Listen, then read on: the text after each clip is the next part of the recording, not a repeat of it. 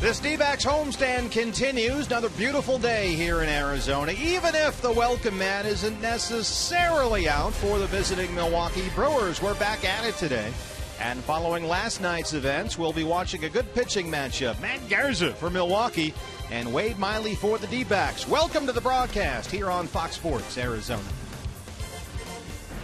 Good evening from Chase Field. Steve Berthune, Bob Brunley along the way. This is the Diamondbacks and Milwaukee Brewers, third of a four-game series. And after last night's events, Bob, everyone wants to know, is it over? I'd like to think it's over. Both teams got what they needed in the ball game last night. At least we think they did. This is what really precipitated the whole thing, according to Kirk Gibson. The head-high fastball from Kyle Loesch caught Chris Owings on the back of the helmet, and Evan Marshall comes into the ball game, misses Ryan Braun with his first delivery. Ted Barrett was pleased with the explanation he got, but then the next pitch drilled him in the hip pocket, and Marshall was ejected. Got a lot of high fives from his teammate over in that third base dugout. Once again, I'd like to think it's over because this kind of settled the whole issue last night. The grand slam off the bat of Jonathan Lucroy. And so we'll keep last night in mind. We look ahead certainly to tonight. Garza for Milwaukee, Wade Miley for the Diamondbacks. Wade Miley hasn't been quite the guy they could depend on like he's been in years past. What's been the difference this year? Well, mostly location. Number one, everybody knows Wade likes to work down in the zone. Opposing hitters have started to lay off that sinker down in the zone, forcing him to get the ball up. And when he's gotten the ball up, he's elevated it too much, and he's been hit hard. Yeah, Wade Miley, as the strikeouts have gone up, so have the home run totals. Just around the strike zone too much? Up in the strike zone too much. He can get some strikeouts up there with his fastball and then come back with the slider down and in, but unfortunately he's made some mistakes right in the middle of the zone where batters can get the barrel on him. All right, well, Wade out there tonight looking for his first win in more than a month, matched up with Matt Garza. When we come back, Chris Owings certainly making an impact in his rookie season at shortstop. He's out there tonight. Jody Jackson had the latest on that when we come back.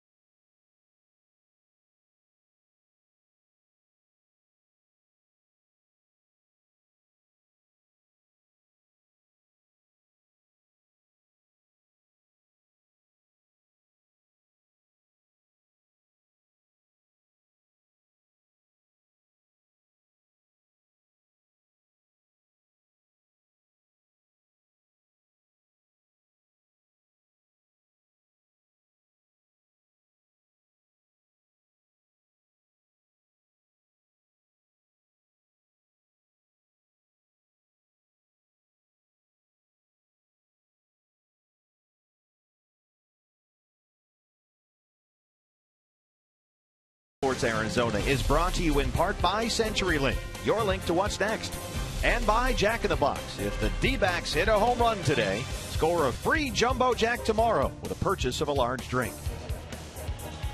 Beautiful shot of northern Arizona here on this Wednesday night. Diamondbacks looking to turn things around at this homestand and win tonight against the Milwaukee Brewers. Jody Jackson with you. Now, emotions were running high last night, that is for sure. But one thing is clear. Monday night, Kirk Gibson clearly did not like Willie Peralta hitting Gerardo Parra. And last night, we saw something very scary with Chris Owings being hit in the head and neck area by Kyle Loesch, and whether it was intentional or not, and Loesch maintains that it was not, it certainly was a scary moment. It's our Geico quote of the game. I asked Chris Owings how he's feeling today. It's tough when that ball just shoots right there and just gotta, just kind of wear it. You're not going to feel the best whenever it kind of got my helmet a little bit. So I was ringing a little bit, just most of my ears, but fortunate enough, like I said, got me in the back and a little sore in the back, but that's about it.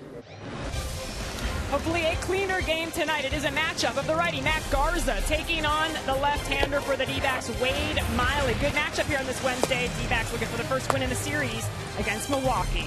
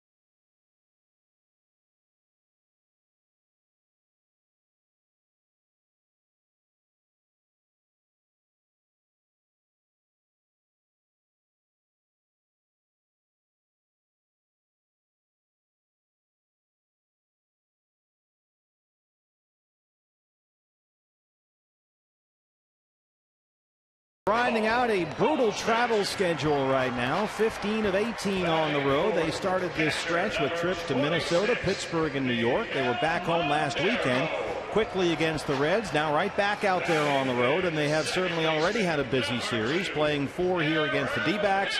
And then from Chase Field, they finish up in Colorado. And given all the road games here, Renicky going with an extra pitcher and just a 4-man bench. Hasn't needed to go to that bench too often so far in this series. And for the Diamondbacks, here is your starting pitcher, your Arizona Ford starting pitcher, the 27-year-old left-hander Wade Miley. He has won just once since April 6th. Here is Milwaukee's Ryan Braun. Good pitcher, command of 3 pitches, throws fastball both sides of the plate, good slider, good changeup, one of those guys that really works quickly, likes to get ahead in the count, and like I said, has above average command, I think, of all 3 pitches. That's a pretty good evaluation of Wade Miley when he's at his best. Unfortunately, this year he's had far too many starts where he did not have good command of all 3 pitches. He's had some starts where he has had command of none of his pitches. Hopefully tonight will be one of those nights he's able to keep the sinker-slider combination down get some ground balls, roof and panels open here tonight, so we know the ball is going to jump. We are lucking out big time this week. Everything is open up tonight for the D-backs and Brewers, 3rd of 4. And in against Wade Miley to get us started at second baseman Ricky Weeks in the lineup tonight. At 286 on the year, that's about an 80-point improvement over last season, but he has mostly been a reserve. Only 18 starts this year, but getting the start tonight against the lefty Miley. Strike one, we're underway. Scooter Gennett getting the night off. It is technically a platoon at second base for Milwaukee, but Gennett, as we've seen, plays most of the time. As a left-hand hitter, he's sitting out tonight. Well, that coupled with the fact that Ricky Weeks is 4 for 9 lifetime against Wade Miley. Got to get him in there sometime. Tonight seems to be a good night for Ron Renick. And there are the numbers career-wise for Weeks against Miley. Great night to be out at the ballpark, downtown Phoenix. 1-2. Weeks, when he started at second base this year, has hit a .284 average in his 18 starts, including 2 homers.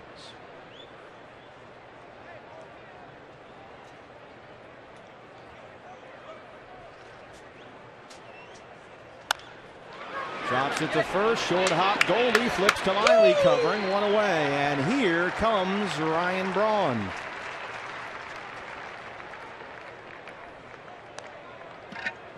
Right fielder, number 8, Ryan Braun.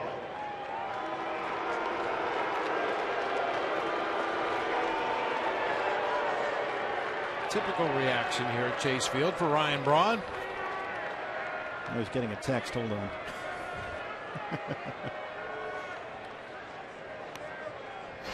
Ryan Braun last night at the center of things.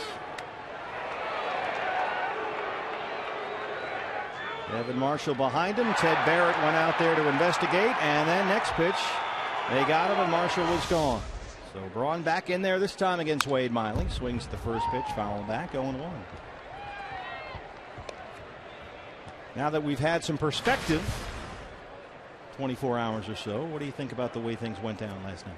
Well, I think both teams probably overreacted a little bit.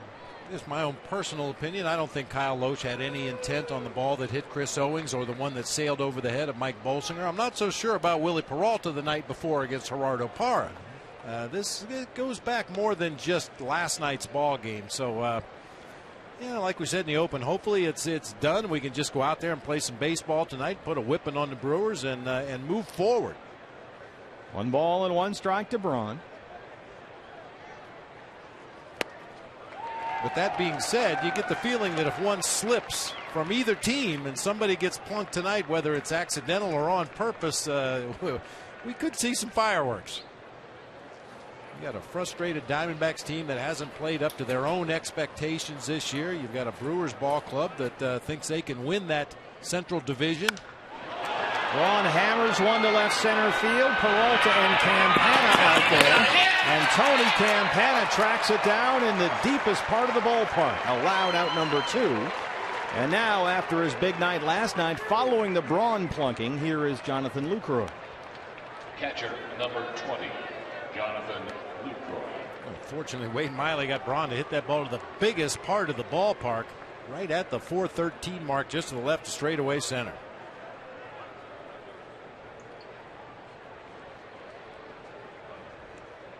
Tony Campana getting the start in center. David Peralta's in left. Lucroy at 340, tied with Paul Goldschmidt for the National League lead in hits. And he is second in the league in hitting behind only Troy Tulowitzki.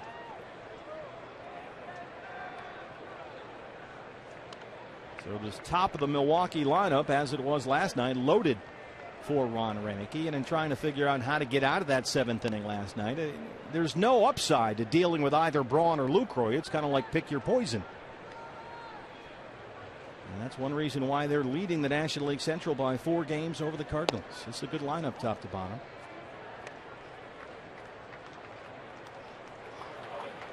Miley behind 2-0.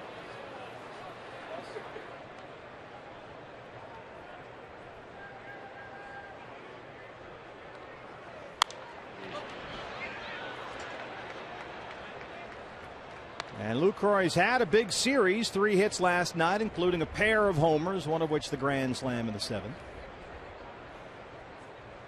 He is 6th in the league right now in OPS, which is on base percentage plus slugging percentage. That's pretty good for a catcher.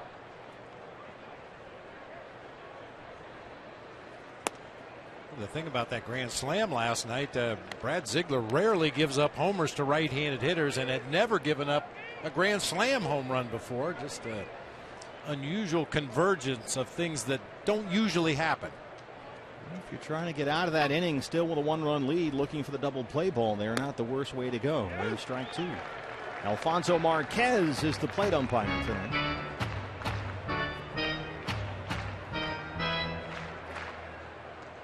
When you pitched to Braun last night, decent chance he at least hits a sac fly and you lose the lead. If you walk him or put him on base in any way you want, you still have a chance to get the double play ball and get out of that inning leading the ball game.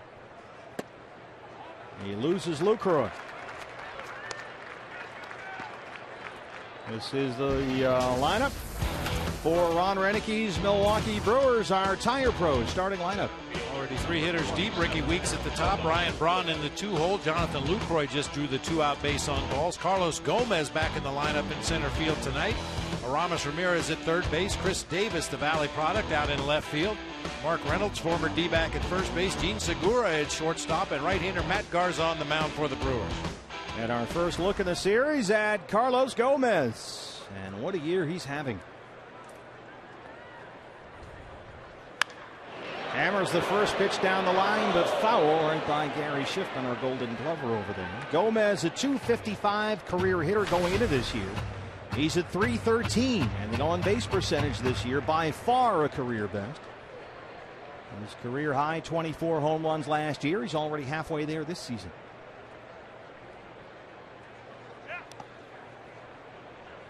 And Gomez comes into this series with a 13-game hitting streak. He has reached base safely in 30 straight games, the 8th time in Brewers history that's happened. Last time was Prince Fielder back in '07, so it's been a while.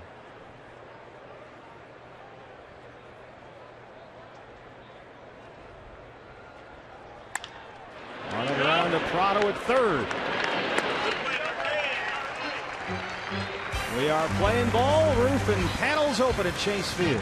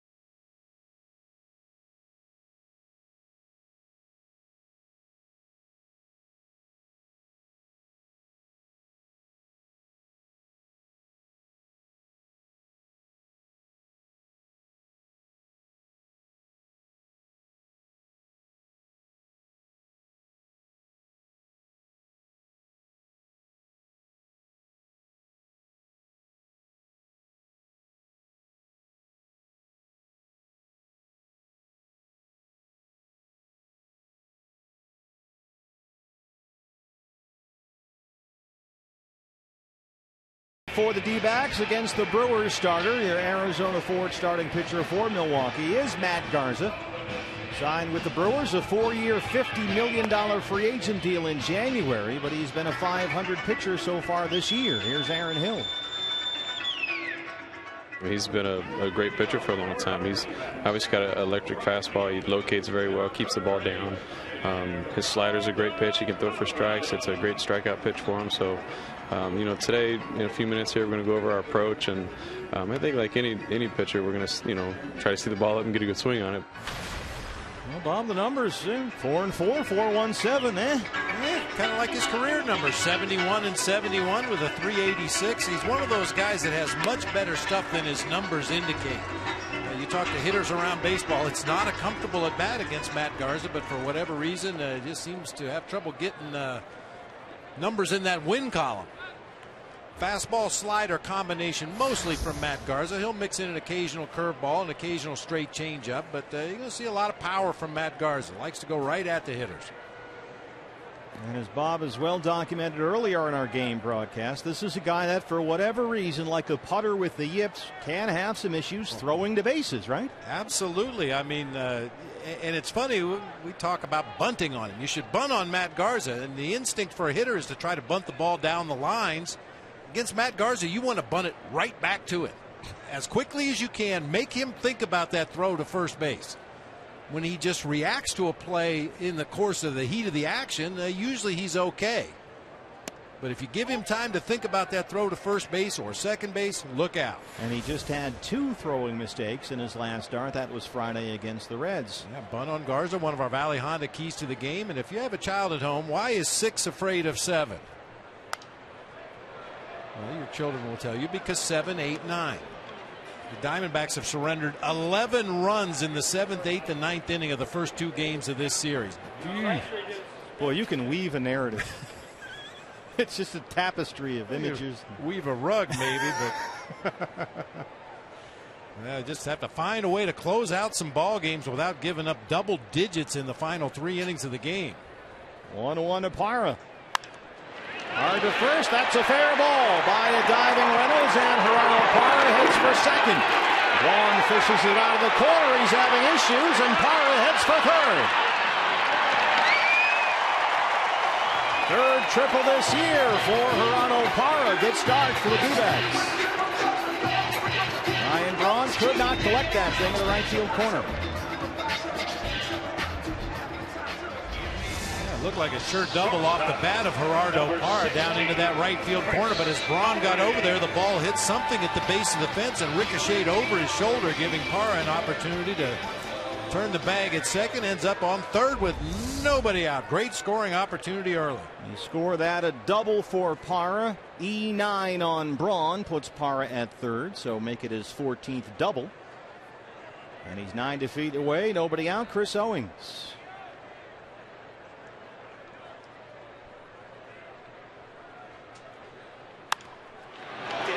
Reynolds knocks it down. Parra scores.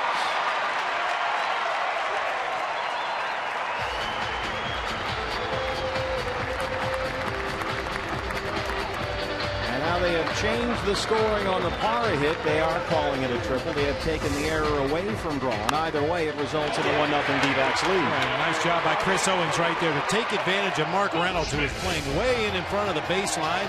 Inside out swing, producing a ground ball to the right side. Reynolds couldn't get there quickly enough, and the Diamondbacks take an early lead.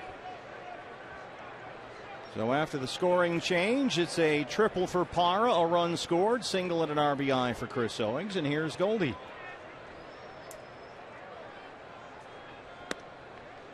Tied with Jonathan Lucroy for the National League lead in hits. Goldie hitting .310 on the year. His OPS right there, 943, 5th best in the league. He is just ahead of both Lucroy and Carlos Gomez.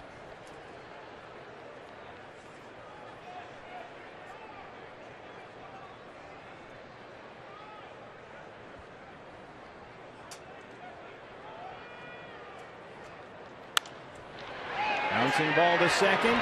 Weeks. Segura will have no play at first, and they'll settle for the force on Owens.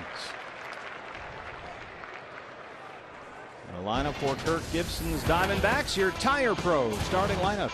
We've already seen Gerardo Parra on the dish. Good career numbers against Matt Garza. Chris Owens with a base hit, an RBI of his own already. Paul Goldschmidt on at first base on that fielder's choice. Miguel Montero cleaning up. Aaron Hill at second base. Martin Prado at third base. David Peralta in left field tonight. Tony Campana getting a rare start in center field. And lefty Wade Miley on the mound for the D-backs. Miguel Montero. Now 1 out. Goldschmidt the runner at first. Here's Miggy. Strike one. Montero, 271 and 10 homers. He's driven in 40.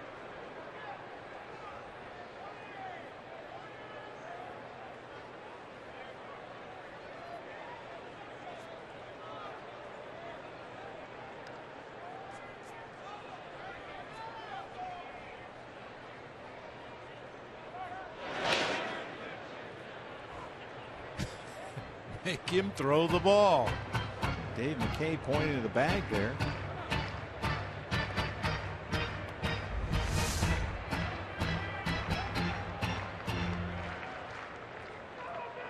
Well, the ball got away, but not far enough away for Goldie to even think about possibly jumping up and advancing. I think that's what Dave McKay was pointing at. The ball's right there by the bases. Reynolds has trouble corralling that throw.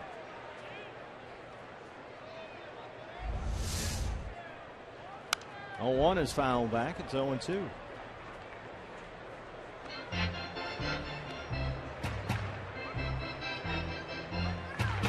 Believe it or not, it's a good offensive move against Matt Garza.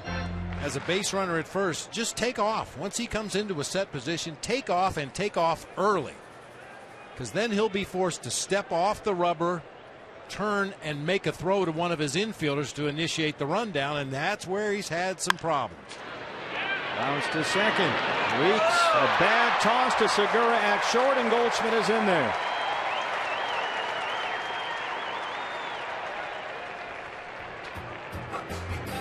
Sloppy defense so far from Milwaukee. Like a long distance to try that backhanded toss right there by Ricky Weeks.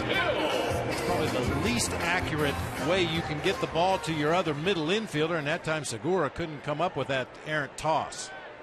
Paul Schreiber, the second base umpire tonight. That is E4.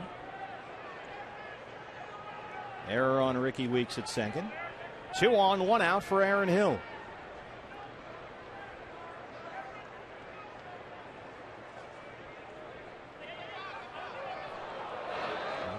He doesn't even want to throw that ball.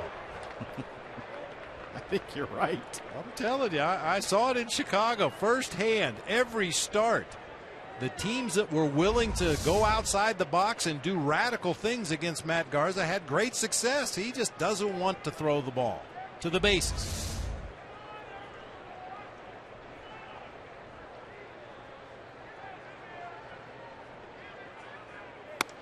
How can a guy who throws a ball for a living do this? This was his last start Friday against the Reds at Miller Park.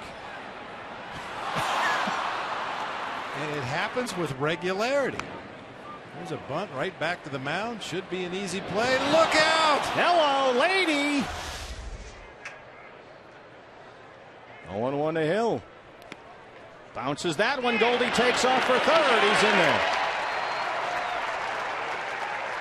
Well, to answer your question, he's comfortable pitching out of the windup or out of the stretch from the rubber. Very controlled motion. He's totally in command of his mechanics, but when he's forced to become a fielder and throw the ball without the windup, without the rubber, that's when he has some problems.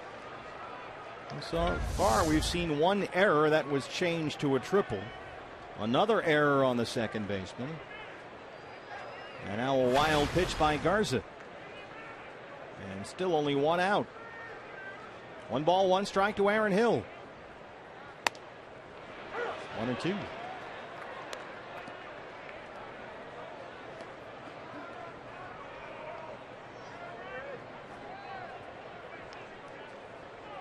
And this is also a guy that works at his own pace. Oh, yeah.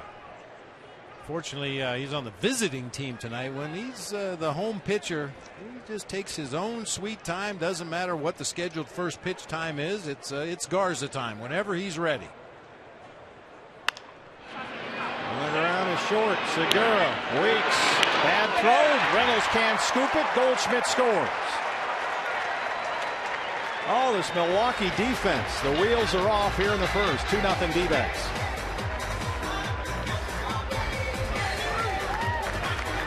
Ricky Weeks having a tough start out there.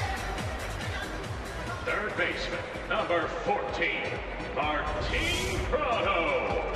This has been an ugly exhibition here in the early going. I mean, Mark Reynolds stretched way out there to try to pick that throw in the dirt, but just another bad throw, this time from second base to first base by Ricky Weeks. Fielder's choice and an RBI. Martin Prado. This is very reminiscent of the first inning the Diamondbacks had last night. Easy play for Ramirez at third, and that ends it. But the Diamondbacks get two. They lead it 2-0.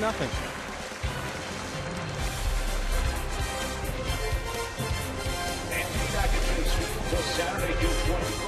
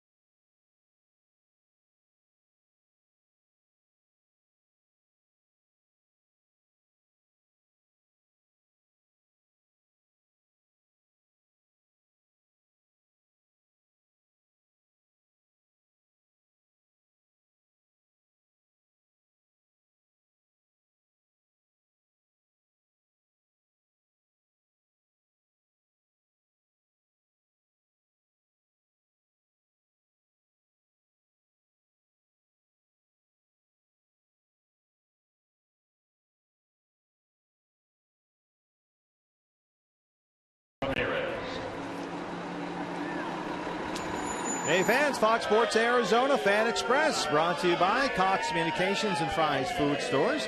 Set to take you to a D-backs game. Just stop by this month's participating Fry's Food Store in Globe, and you can enter to win 2 seats on the Fan Express bus. They are going to the D-backs game on July 20th. All the info you need is at foxsportsarizona.com. Look out, Fox. Those are pretty good seats. Nice job, young man. First pitch swinging. Aramis Ramirez pops it up. Montero into the light sky.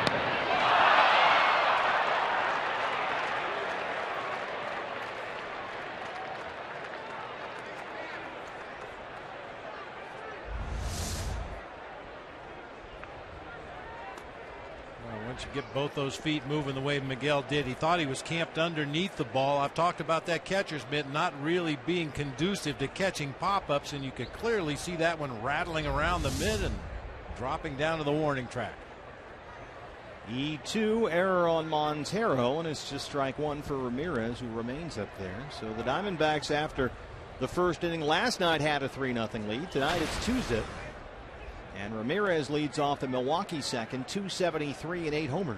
A homer last night into the upper deck above the D-backs bullpen off Mike Bolsinger.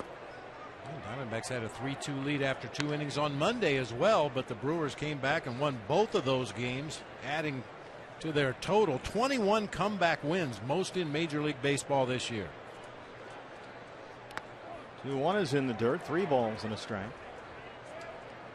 Ramirez 4 hits in the series, 3 for 4 Monday. He's now got a 7-game hit streak.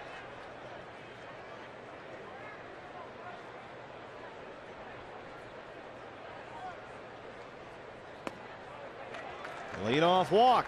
Second walk issued by Wade Miley.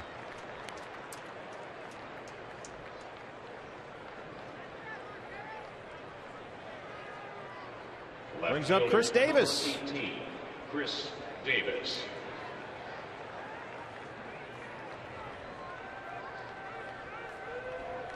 Roof and panels open tonight. Here's Davis. 0 for 4 last night. Couple of strikeouts. He's in there at 256 and 11 homers. Had 2 hits and 2 RBIs Monday, including a triple. And be careful here.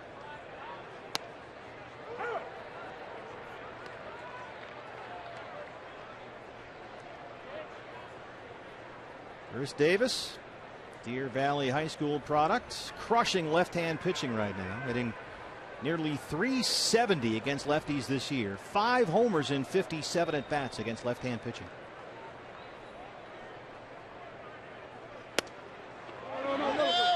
He did not go. That's Will Little down there at first. Slugging over 700 against lefties. Ouch, babe.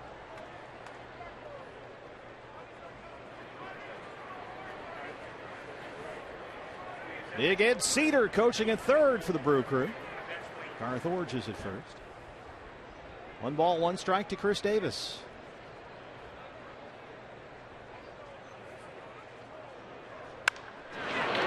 By Owings and into left center. Ramirez, who's just back from a hamstring injury and has bad knees, he'll stop at second. 2 on, nobody out for the Brewers.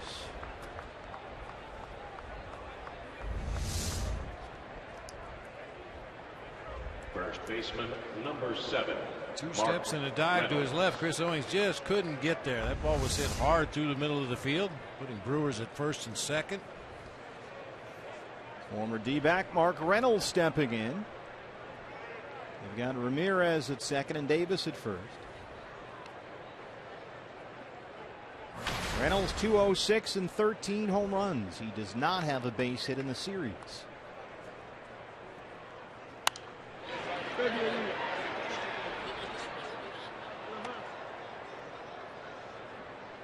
He walked once Monday in the opener, struck out twice last night.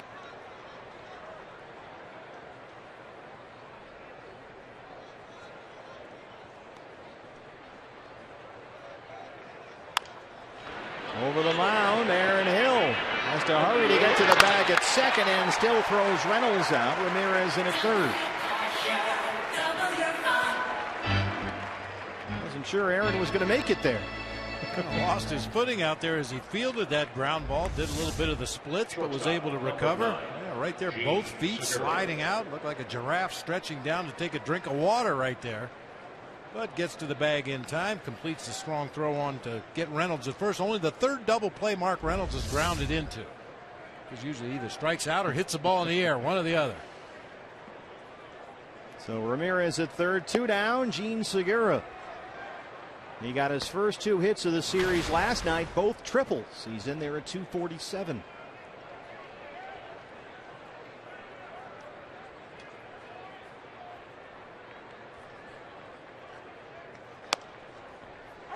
Quite the opposite of Chris Davis. This is a right-hander who is not hitting lefties. These are backwards. Only $170 against left-hand pitching this year. That's about a 100-point drop from his average versus right-handers.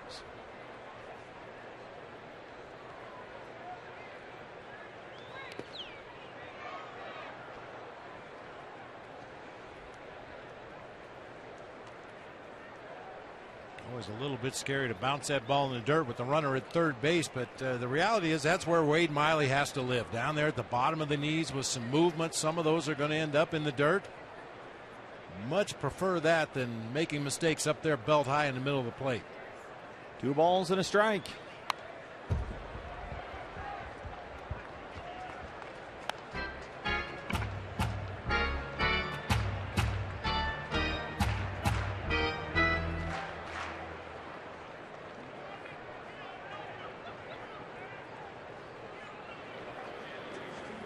And still arriving at Chase Field. Beautiful night to be here with us at the ballpark. Roof and panels open. 2-2 to Gene Segura. Chases one in the dirt. There you go, Bob, right on cue. Montero completes the strikeout, and the Brewers, who had first and second, nobody out, cannot get a run across. It's still 2-0 D-backs.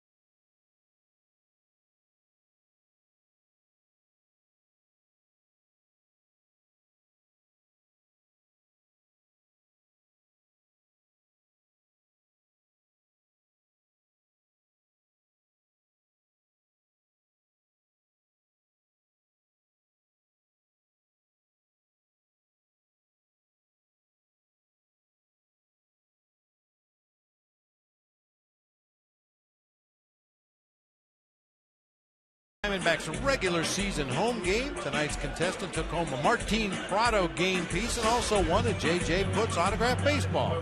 Live look at downtown Phoenix, the Legends Entertainment District. Phoenix Mercury have a game. Yeah, in fact, you can see the arena right there.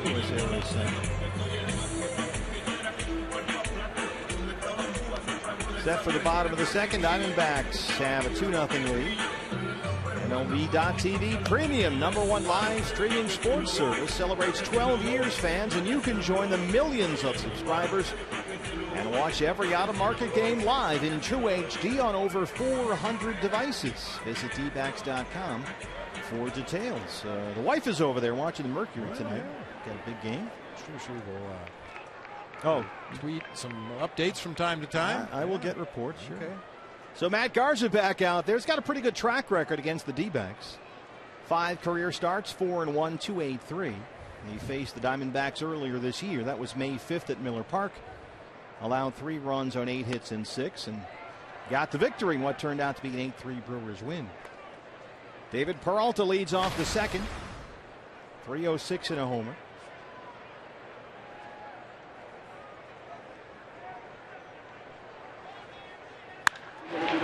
Hard hit to center.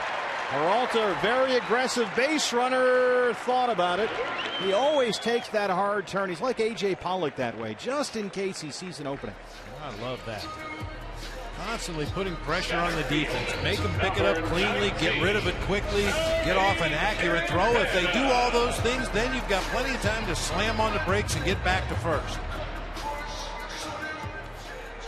He barely got a piece of the inside of that bag at first. Just kind of drug his left foot across the corner as he made that turn. This guy, 106 miles an hour coming off the bat. He hits it hard. And he runs the bases just as hard. And now, let's see if they put your theory into practice. Bunt it right at him. Tony Campana.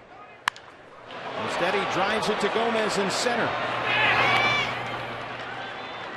So both Diamondback hitters here jumping early in the count.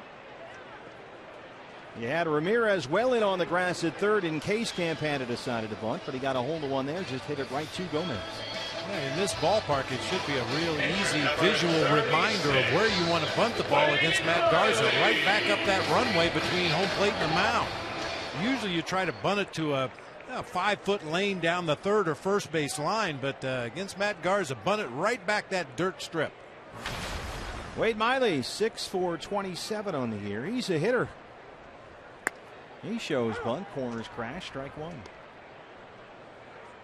And believe me, it's not a secret. Everybody knows that Matt Garza has some throwing issues, and the Cubs and I know the Rangers and now the Brewers try to crash those corner infielders hard. They try to get their catcher out of the chute quickly. Anybody to field the ball other than the pitcher.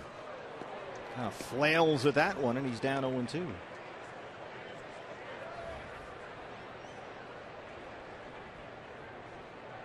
Well, you would think with Campana in the lineup tonight, he might be doing that.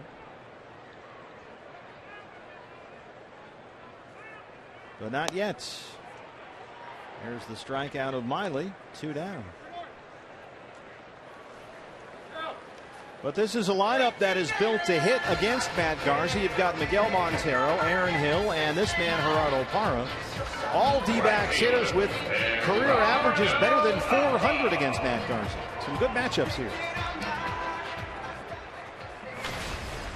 And Parra improved upon those numbers. His first at bat in the ball game, tripled down into the right field corner. Having a good series, 3 for 9, had 2 hits last night and scored a run.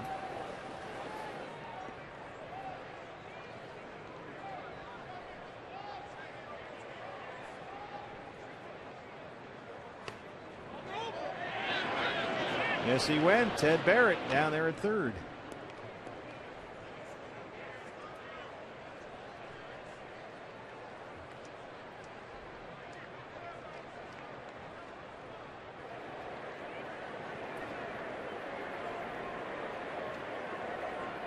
What a sight.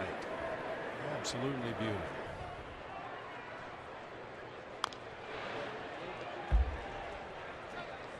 Well, you said it earlier, partner. We are so lucky. Here we are, Past the middle of June, still have the roof and panels open. A very comfortable evening here at Chase Field.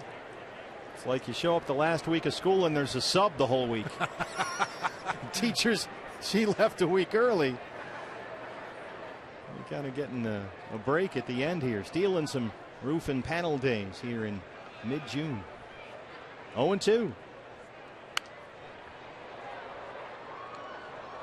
Nice emergency swing that time by Gerardo Parra. Pitch that was too close to take, but not really good enough to hit. Just stick the bat out there at the last instant, foul it off to the third base side, stay alive. As we told you last night, this is the latest we've had the roof open here in the year at Chase Field since 2011.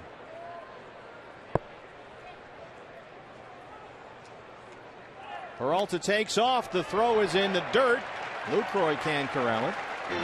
And David Peralta stands at second base.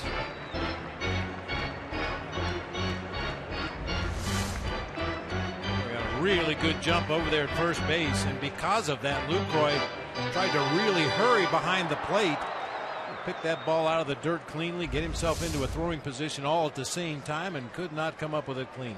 His second stolen base in the major leagues. And a steal of third at Dodger Stadium last weekend against Josh Beckett. 1-2 to Parra.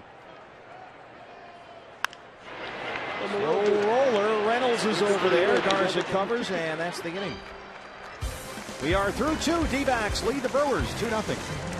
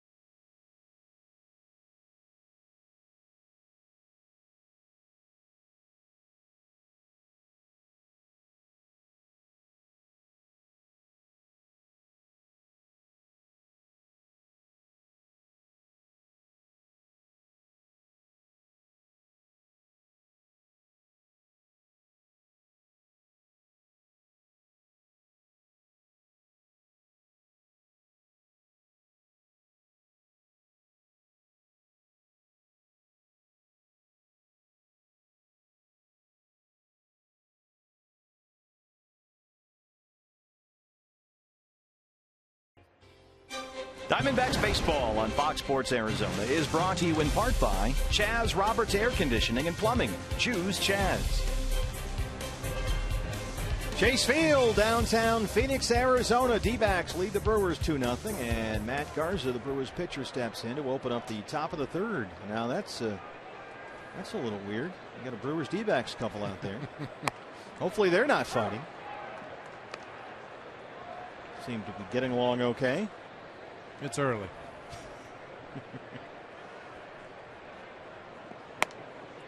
0-2. Garza, Weeks, and Braun 9-1-2 in the Milwaukee third. He's got one hit in 29 at bats this year.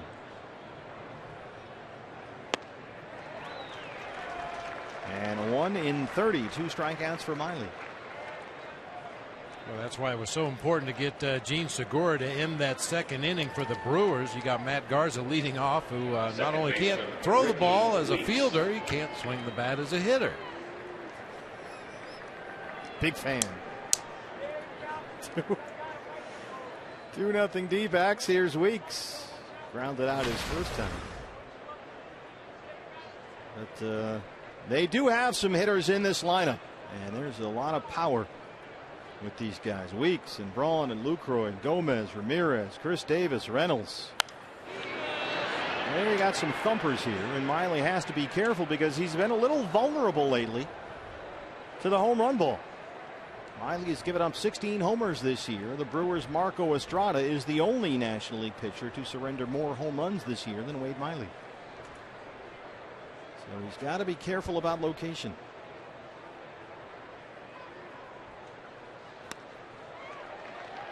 Yeah, 3 times this year he's given up 2 homers in a game. Once he gave up 4 solo bombs in one game to the Cincinnati Reds, and then assorted other games with a single home run surrender. That was 3 starts ago against the Reds here at Chase Field on June the 1st. 0-2 to Weeks. It's funny because go ahead, Bob. I was just going to say, a good sign once again, another ball in the dirt. I think Wade Miley's making a conscious effort to make that adjustment, and if you're going to miss farther down. Don't make mistakes up over the heart of the plate.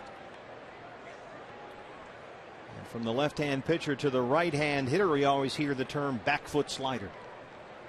That would seem to be apropos tonight for Miley. Bury that thing down and in. He rings up Weeks. 3 straight strikeouts for Miley. 2 down in the 3rd. Good hard slider this time, stays right there on the inside corner. Miggy does a nice job of holding that pitch and giving Alfonso Marquez a real good look. I wonder who's coming up next. Well, easy, big fella. I guess we know where you stand. Oh boy, Ryan Braun flying out his first time.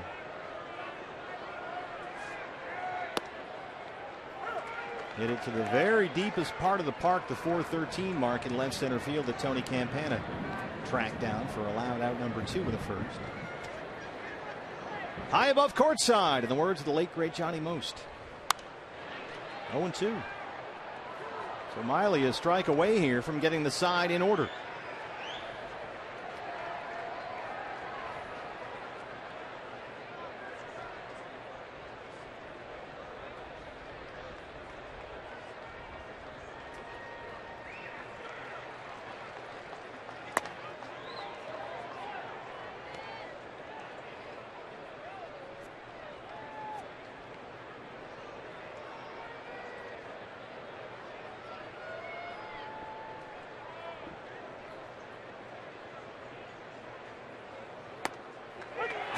Strike 3.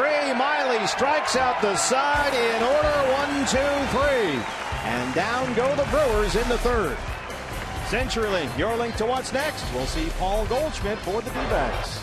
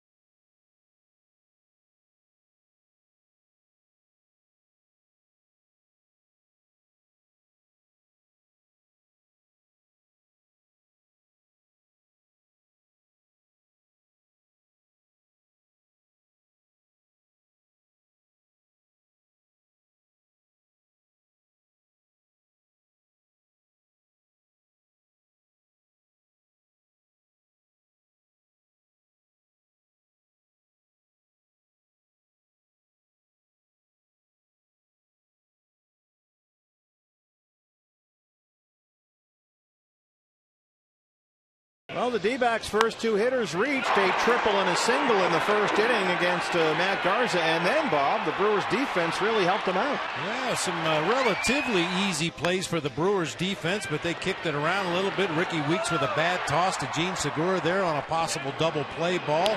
And Weeks on another possible double play spikes it in the dirt to Mark Reynolds over there at first. Diamondbacks, to their credit, took advantage, pushed across a couple of runs in that bottom half of the first inning. Set for the home half of the third, and Chris Owings, who had an RBI single in that first, leads it off. There's a strike, 0-1. So CO has now hit safely in 4 straight and 7 of his last 8.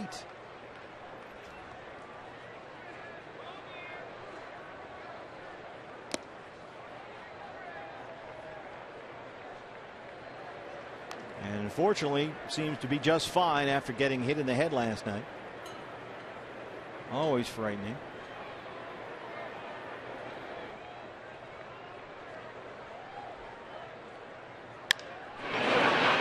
Bounces one foul just by Ted Barrett at third, and right to Gary Schiffman.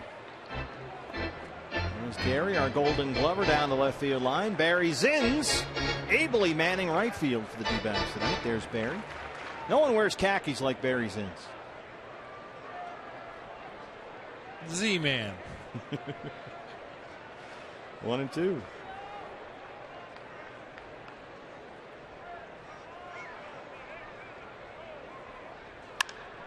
Well, hit center field. Gomez backing up at the track, at the wall. It's off the wall, and Owens is on the run. He'll head for third, and he is going to make it easily. Chris Owings, his 4th triple, leadoff man aboard for the D-backs. Another hard hit ball off Garza.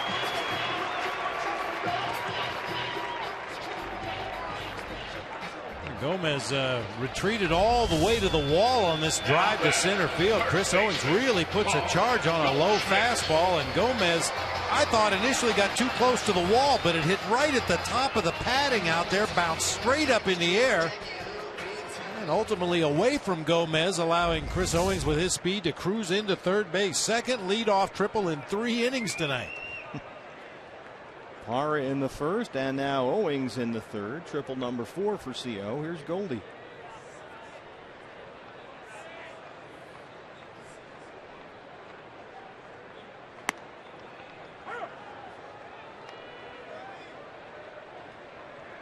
Goldie hitless last night. He walked 3 times. That snapped a 10-game hitting streak.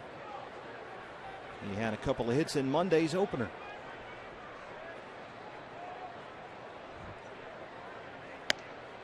Kyle Loge last night, for a guy that had a couple get away from him, really showed excellent command against Goldie in what looked to be 3 pitcher rounds. Really didn't get anything to hit in the ball game last night. Over the mound and in the center, it's 3-0 D-backs. RBI 52 for Paul Goldschmidt.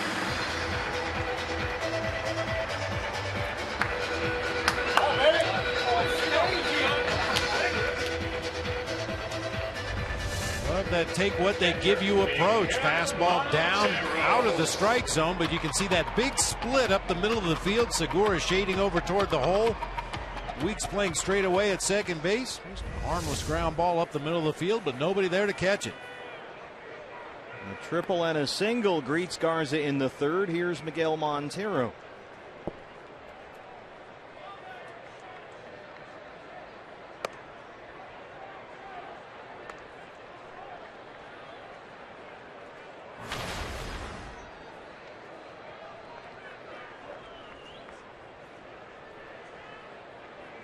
But this 3 games into a 4-game series, we've already seen 6 triples in this series.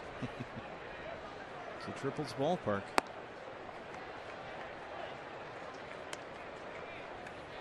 A lot of people think that's the most exciting play in baseball, the triple. Well, if you love triples, you'd really love inside the park homers. Yeah. That's, 90 more feet. But yeah, triple is exciting because you kind of watch the progress of the defenders and then pick up the runner and see where he is, and back and forth and back and forth, and ultimately end up with a play over there at third base. Yeah, it is exciting. Team that runs pretty well. Team with some good hitters playing in a big ballpark.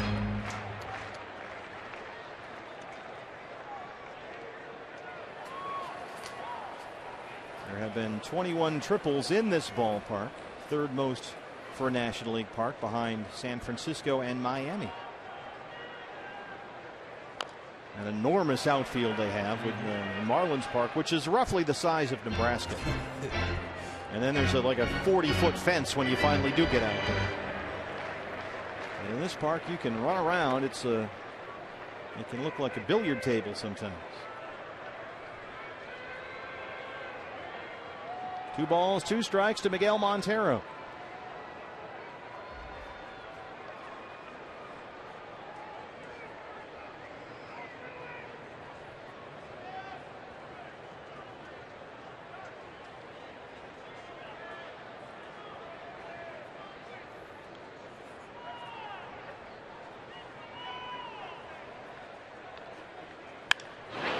Down the line in left, but it is hooking foul.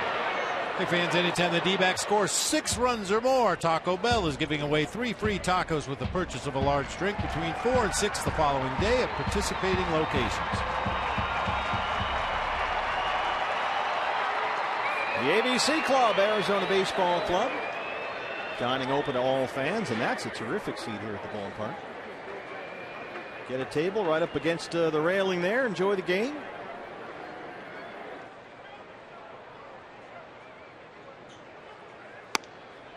Ball strike 3, says Alfonso Marquez. A little negotiation now from Miggy.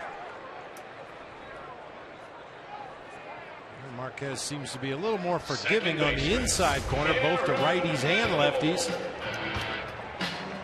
One of the seams may have caught the inside corner that time, but Miguel Montero should be aware of that inside strike. He's seen Alfonso Marquez give a couple of those to his pitcher.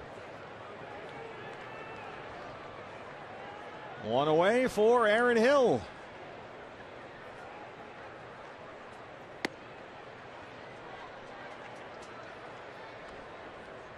Aaron 0 for 4 in Monday's opener. That snapped a 3-game hit streak.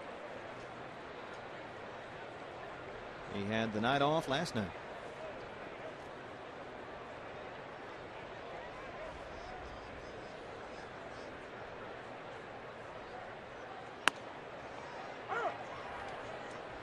One and one.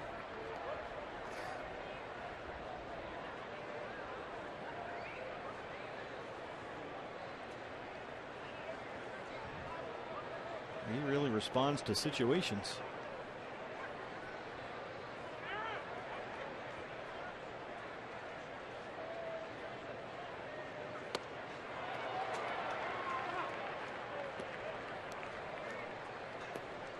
And when you look at plate discipline analytics with Aaron Hill, he's striking out nearly 18% of the time this year. That's a career high.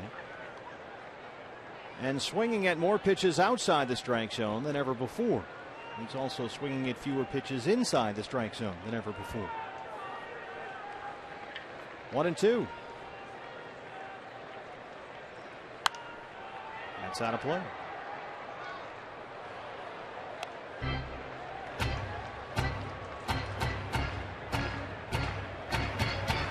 What can I get you? I'll have one of everything.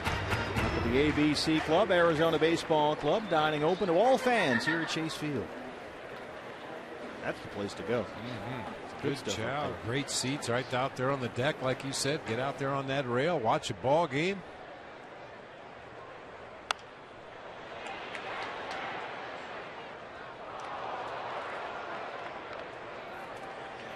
And then after dinner, belly up to the bar, watch the game on TV. You can see through the glass there. So come on down, enjoy the air conditioning here at Chase Field. Don't forget tomorrow, matinee pricing, no TV on tomorrow's afternoon game. dbacks.com/tickets. Give you a break on the tickets.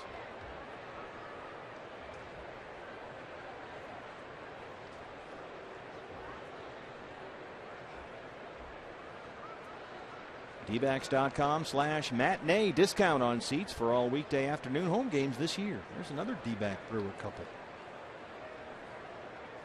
Yeah, he's just acting like he's listening to her. Goldie takes off. Aaron Hill strikes out, and Goldschmidt is in there at second. Third strikeout for Garza, and the 6th stolen base for Goldie.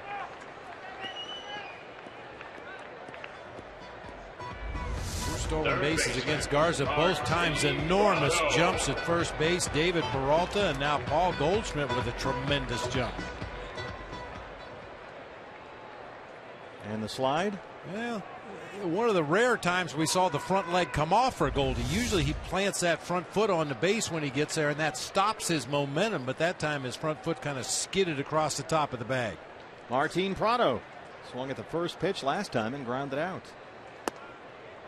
Looks at ball one. How come guys never do the pop-up slide anymore? Remember that? You never see that anymore. I don't know. He's not the best in the business for nothing, folks. I mean, I think we just have totally ignored the fundamentals of sliding. It's hard to practice. You don't want guys to get hurt practicing sliding. Sure.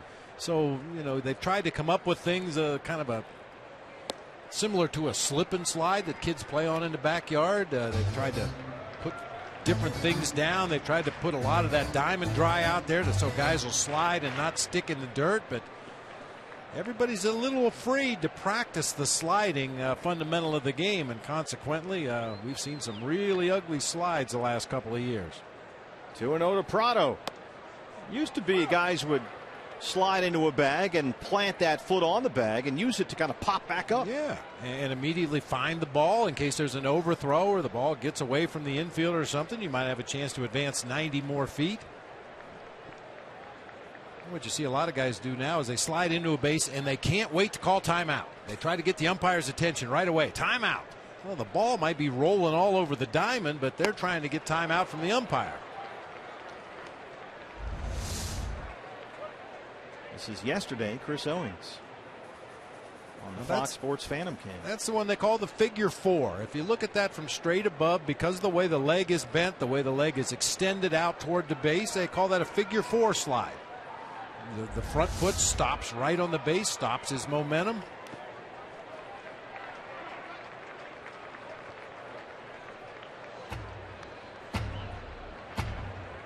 Prado has worked it full against Garza with 2 outs and Goldschmidt on second. Now Garza, as he tends to do, will step off, go to the rosin bag, walk around, think about life, ponder some of the great mysteries of our time, and get back to business.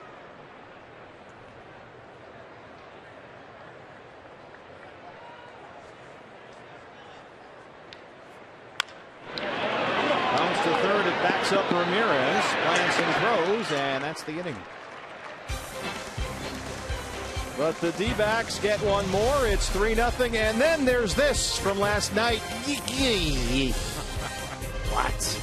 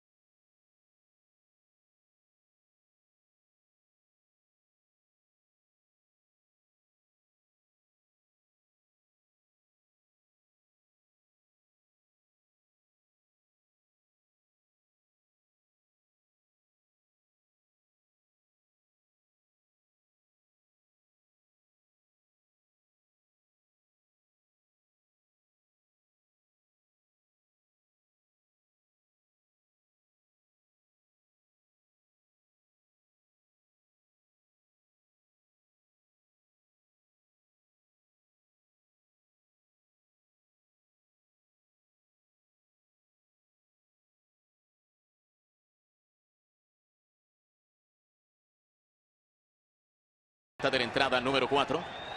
Y amigos aficionados, asisten al Chase Field el sábado 21 de junio. Sé uno de los primeros 20,000 aficionados que entren al estadio y llévate una maleta de los Diamondbacks, cortesía de Gila River Casinos.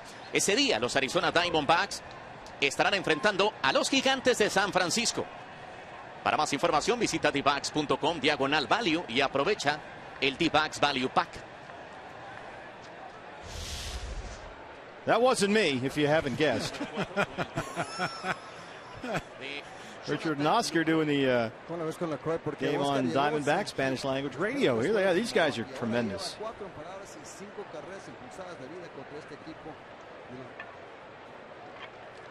Jonathan Lucroy leads off the 4th.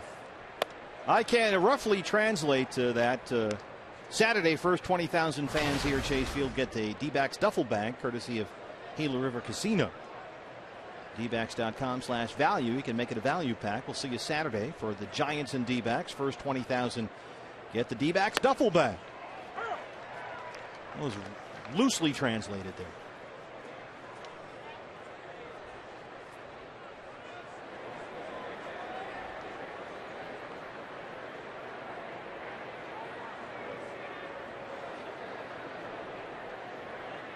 Ball and a strike to Lucroy.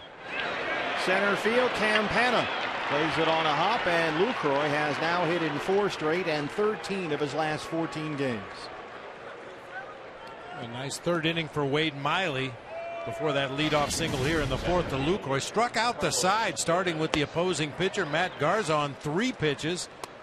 Came back to get Ricky Weeks looking on a slider on the inside corner, and then freezes Ryan Braun with a fastball on the inside corner. Carlos Gomez. This guy can be a very entertaining personality. Drive little people nuts, but boy, has he got talent. Lines one to center. Campana again. Lucroy will head for 3rd. There's a play at 3rd. Throw is cut off. 1st and 3rd. Nobody out for Milwaukee to open up the 4th.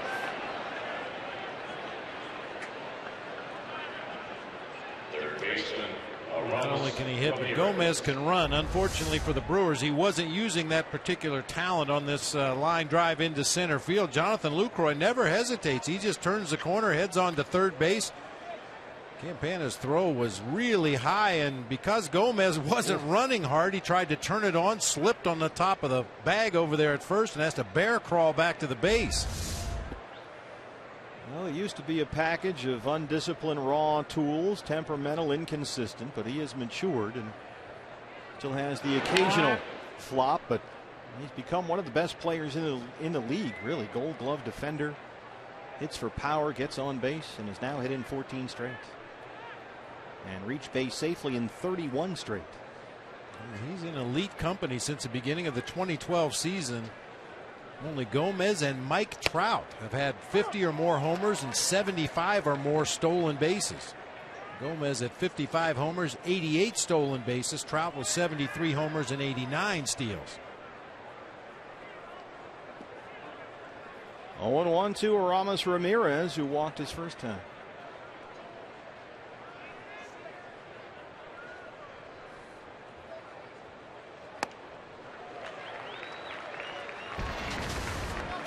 Numbers we were talking about. Great combination of power and speed. Gomez got a $24 million extension from Milwaukee last year,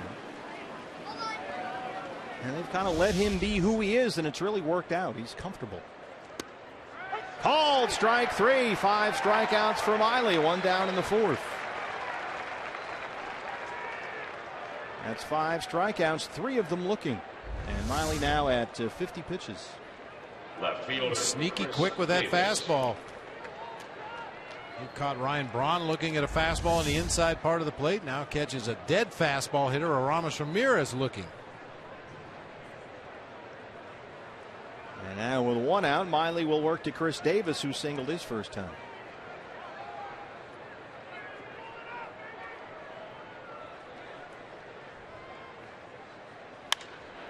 Well hit, right center. And in the pool. Chris Davis, his 12th, a 3-run homer.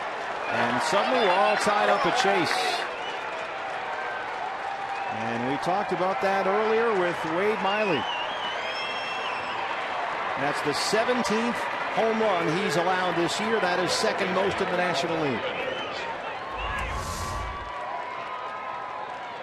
Not a bad pitch down near the bottom of the strike zone. Chris Davis just managed to get the barrel on it. Big, strong kid rides it out of here to right center field out near the RamTrucks.com pool.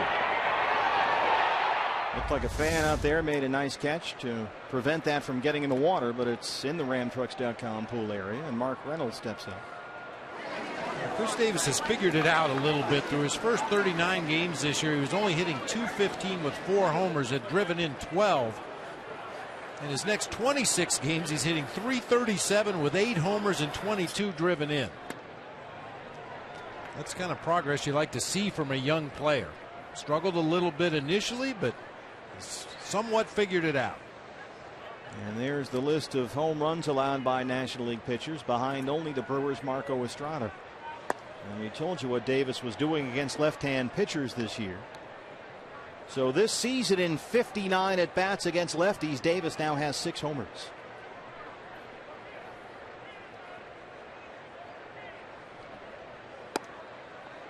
Two and two to Reynolds.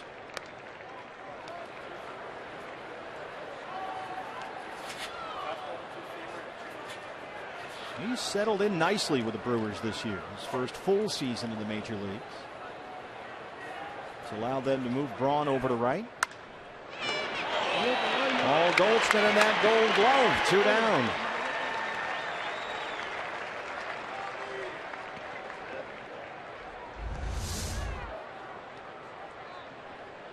Ball always has some unusual English, whether it's a right-hander hitting the ball to the right side of the field or a left-handed hitter hitting the ball to the third base side of the field. Always has a little bit of side English. Those hops aren't always true, and that time Goldie just smothered it and won the foot race to first.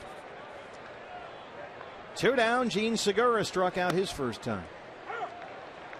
And Wade Miley, this has become a typical Miley start lately. He's got 5 strikeouts. And he's given up a big home run. He's been a bit more of a strikeout pitcher lately, but along with that has come a vulnerability to the home run ball. And going into tonight, last 4 starts, Miley had 33 strikeouts. But in those 4 starts, he'd also given up 6 home runs. And the strikeouts and the homers for Wade lately have come hand in hand. And it's a big reason why he's got just 1 win in his last 12 starts. I really think a lot of that has to do with the opposing hitters. They've seen Wade Miley. They know his MO. We heard the scouting report from Ryan Braun. They're just not swinging at as many low pitches as they used to. He throws out Segura, but Chris Davis, his 12th home run, a 3-run shot, has tied it up here at Chase.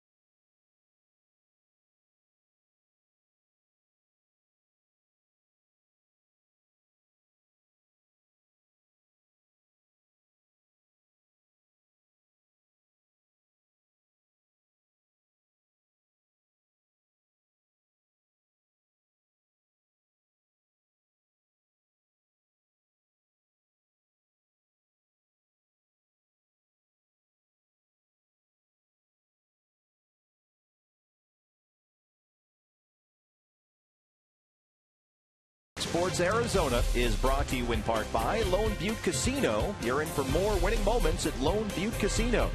And by Cox Communications. Bundle and save with Cox. Oh, just picture perfect here at Chase Field. Roof and panels open. A beautiful night here in the great state of Arizona. Good ball game as well. Brewers and D-backs tied at 3s. We are set for the home half of the 4th inning. And David Peralta will lead it off for the D-backs against Matt Garza.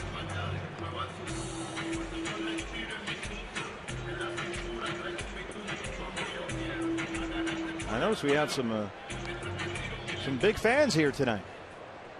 Yeah, they're working their way all the way around the stadium, hopefully. And that large contingent up there in the last row of the ballpark, they move 1 seat for every pitch that's thrown in the ballgame, including warm-up pitches between innings. Now, unofficially, there's approximately 600 seats around the top row of the upper deck.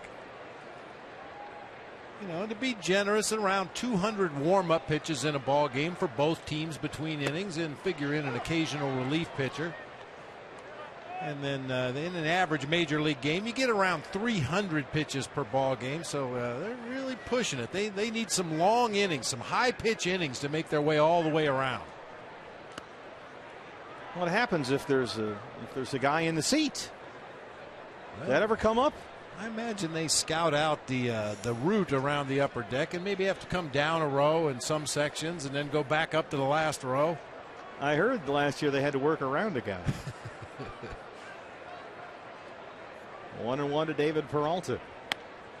There's the strike, 1-2. Yeah, I'm already tired looking at him. I know. My knees hurt. Let's go. Don't hold up the line. Oh, don't do that, David.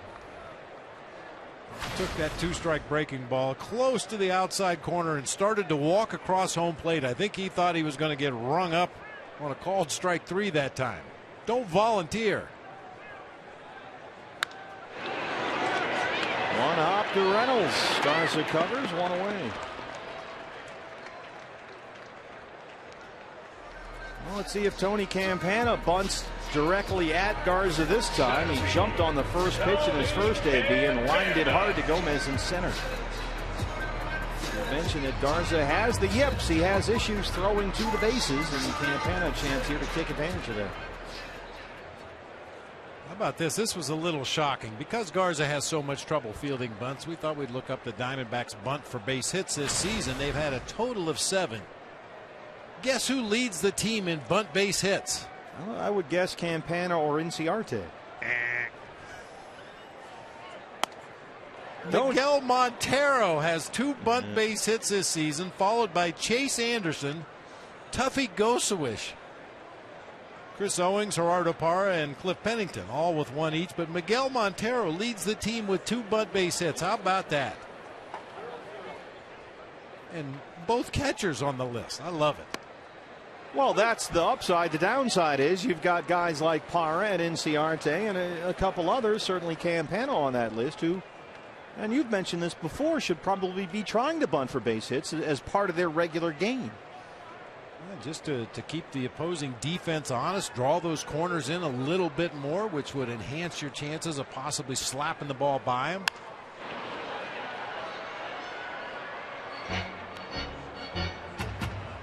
Talk about it with Tony all the time. On a routine grounder, if the infielder doesn't handle it cleanly, make the exchange cleanly, make an accurate, strong throw, he's probably going to beat it out for an infield hit. Why wouldn't the same thing apply for a bunt? You got a guy coming in who's going to have to maybe make a barehanded play, which makes it even tougher. You know you have to hurry your throw with Tony Campana running out of that left-handed batter's box. There's not too many guys in the league that are faster than Tony. It's a handful at best.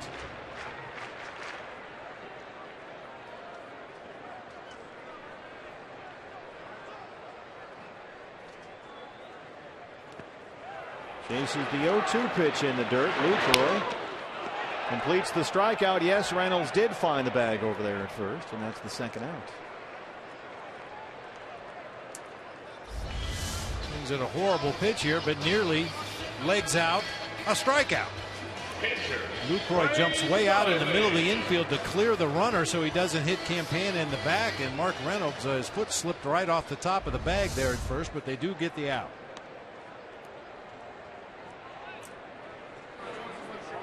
All you can eat section, dbacks.com/AYCE. All you can eat, get your tickets and chow down. Here, Chase. I believe he's got a Blackhawks t-shirt on there for you. Guy giving us a tour. Speaking of eating, when the Diamondbacks win, you win at Papa John's. A day after every Diamondbacks win, you get 50% off your regular menu price online order at Papa John's. Enter promo code DBACKS50 at papajohns.com. Let's see if Garza throws this one away. Little safe underhand toss. And he works a 1-2-3-4. Get up and move along. It's 3-3 at Chase.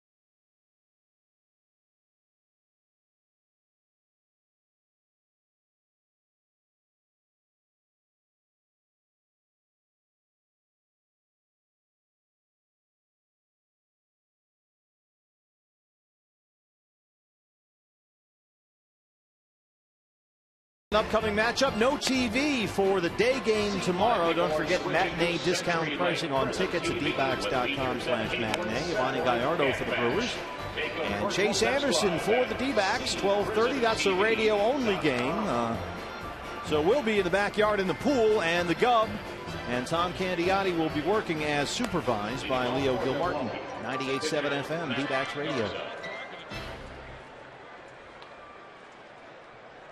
He's pretty good. Yeah, Gallardo, he's another one. We've talked a lot about Jonathan Lucroy and some of the sleepers on this Brewers team that don't get a lot of notoriety. Well, that guy right there is definitely a sleeper. He would look good in a lot of rotations around baseball. Garza looked like a pitcher up there his first time. He struck out. This time he lines the base hit into right, jumps on the first one. Parra, and to Garza's credit, he knew that Parra on that one might trying to throw him out, and he really did have to hustle up the line. That is Parra's reputation right there. Watch how hard Garza runs this out. Well, Garza doesn't get a lot of hits, only his second one all season, but throughout his career, most of his hits come to right field. He's probably been thrown out at first base a couple times, and he's aware that right fielders are looking to gun him out at first. Very tough at bat and striking out the first time, but did a nice job picking on the first pitch and lining it the other way for a single. Now here's Ricky Weeks. Ricky Weeks had a serious ankle injury years ago, and he's got one of those. It's like B.J. Upton. He's got one of those weird front foots, and it's a timing thing, and it gets the whole thing started. And when he had the ankle injury, it really wrecked his swing, and he's not fully recovered, it seems. The swing hasn't been what it was. It's like parts of a moving clock in there. You can almost hear it ticking. And if you watch his bat as well as he's waiting for Miley to deliver the pitch, he used to have a little bit of that Gary Sheffield bat waggle where the barrel would point all the way out to the mound, then he'd whip it back to his shoulder and then point it out to the mound again. He's really cut down on that to try to simplify at least the top half of his swing. Yeah, it's that front foot. It was a severe left ankle injury in July of 2011. Didn't come back that season until September, and his average has gone down every year since.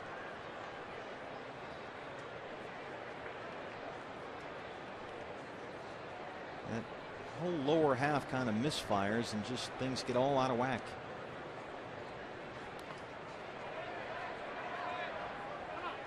Or Gary Sheffield, when he did that thing, it was intimidating.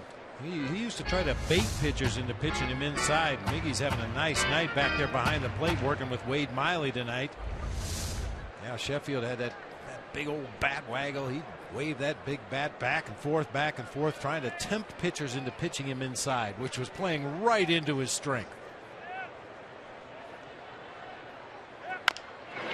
Off the fist, back to the mound. Miley spins and throws. They get the force on Garza, and that's all. Lead runner erased, 1 out.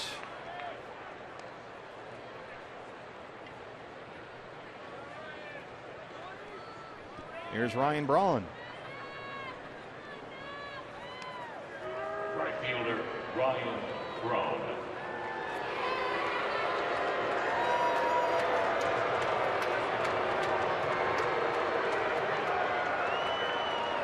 Ryan Braun not too long ago was talking about his reputation now around the game and the reaction he gets from some fans on the road. And we know there are extenuating circumstances and storylines here, but the reaction you just heard is basically what he gets everywhere he goes.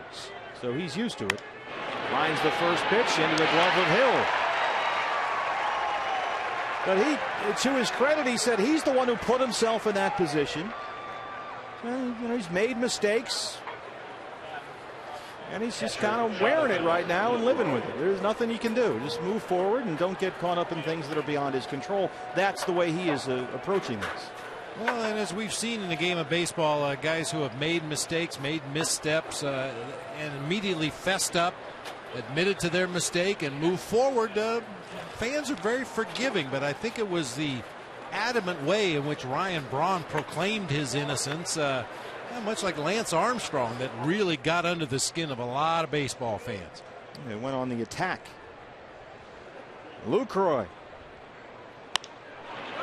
High in the air, right center field. Hill drifting out there. Parra coming in. He calls off Aaron. And that's the inning. 3-3 ball game. Brewers and D-backs. CenturyLink, your link to what's next coming up in the home half of the fifth. It's the top of the order.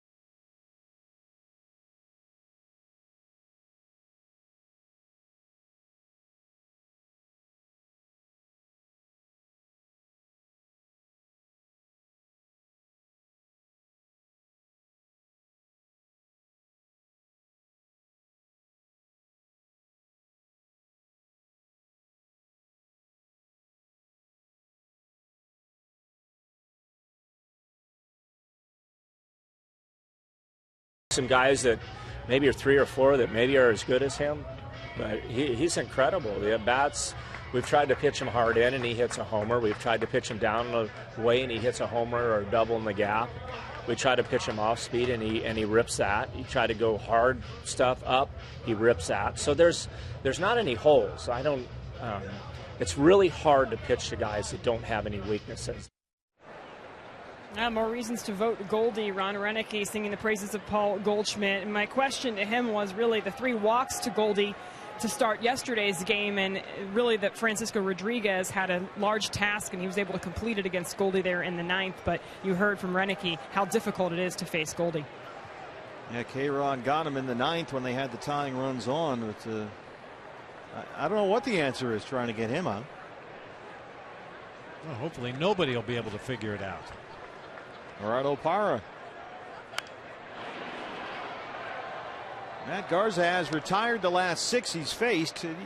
Garza can be erratic. He's walked 3 or more in a ball game 5 times. He's also struck out 7 or more in a ball game 5 times. So you're never quite sure which guy you're going to get.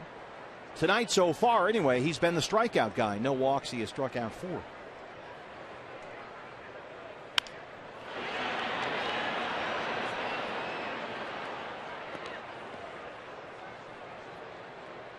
Parra tripled and scored to lead off the ball game. He's 1 for 2.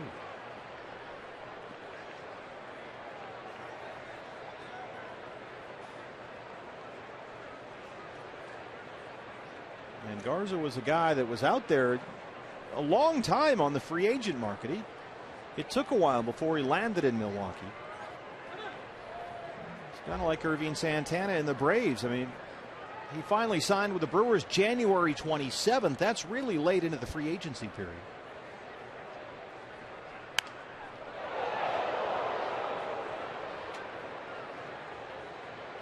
Last year, split time between the Cubs and the Rangers was 6-1 in Chicago, dealt to Texas at the deadline. That didn't really work out for the Rangers. Garza won only 4 games and pitched to an ERA near 4.5 and then walked at the end of the year.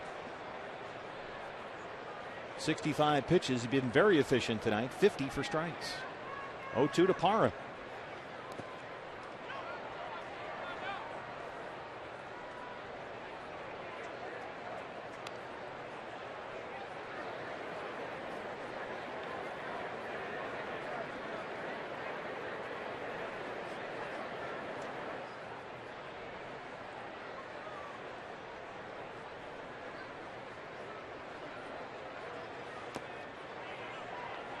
Two and two.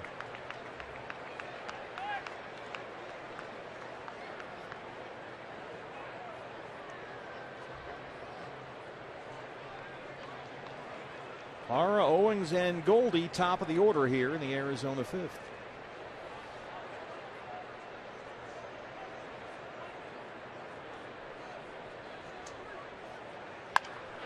Well hit right field, Braun. 7 straight sat down by Garza, 1 away in the 5th. We have a special group of kids here tonight, partner, from the D-backs Baseball Academy. All high school kids, 16 and under team managed by Brett Prinz and Mike Palmer. The 18 and under, Tony Dello and Albie Lopez. All of it under the supervision of Jeff Roden and Jeff Swanson. And these gentlemen learning how to play the game. The best of the best will go on to play for the Elite Scout team, sponsored by the Diamondbacks under the leadership of Jake Williams. We had Maddie's son Jake on when the Nationals were in town, and welcome those gentlemen here to the ballpark tonight. They were here very early down on the field for batting practice, getting a tour of the stadium, the clubhouses, the batting cages. If only there was a way to let them know they were on camera. Well, you'll see more of them on Sunday on pregame. We're going to do a feature on the D-backs Baseball Academy, so make sure you tune in Sunday. That is a tremendous program the D-backs run for youth all over the state of Arizona. And there they are. Cell phones are blowing up. 2-0 to Owings, who has so far singled, tripled. He's got an RBI. He scored a run. 2-1.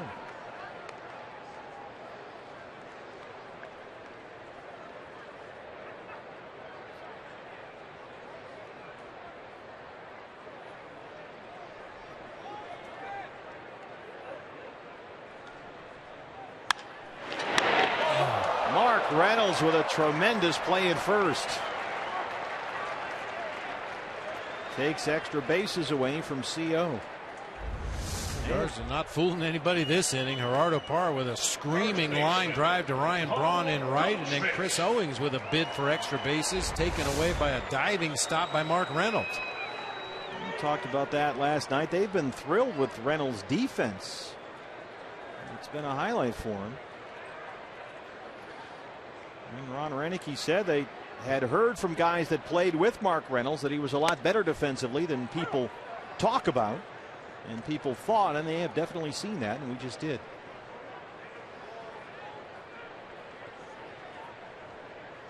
Goldie an RBI single and a stolen base his last time up.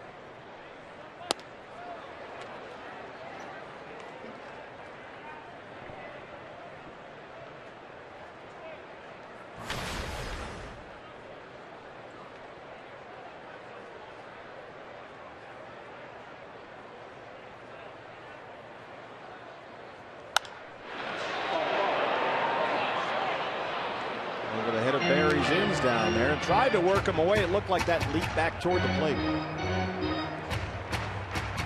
was really interesting what Ron Renicky was talking about with Paul Goldschmidt. How there's just not a weakness, and on those rare occasions when Goldie has swung at pitches low and away for a few games, he immediately closes that hole. You know, he'll line a base hit down the right field line, and then try to go out there again. He'll shoot the ball through the right side of the infield. So suddenly that's not a weakness anymore. After Fisk rolls at the second, Ricky Weeks throws him out, and Matt Garza has now retired 9 in a row. We'll head to the 6th. It's a 3-3 ball game.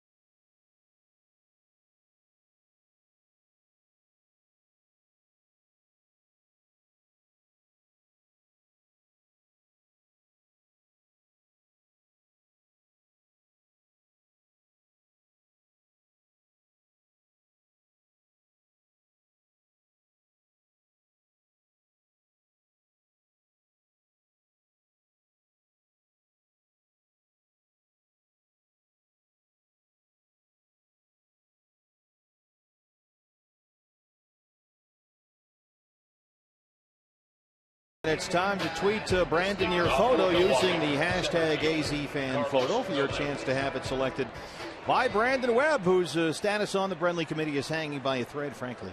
It's brought to you by AT&T. We'll have our winner as selected by Brandon Webb. Yeah, you, Webby. Get on it later in the broadcast.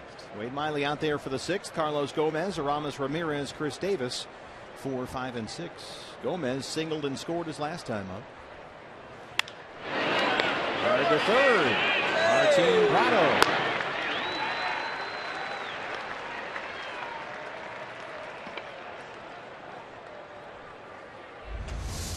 Ball hit like a bullet down there to Martin Prado. He holds his ground. He's going to field it off to the left side of his body, tracking that ball all the way. See the glove moving up into position to make the catch.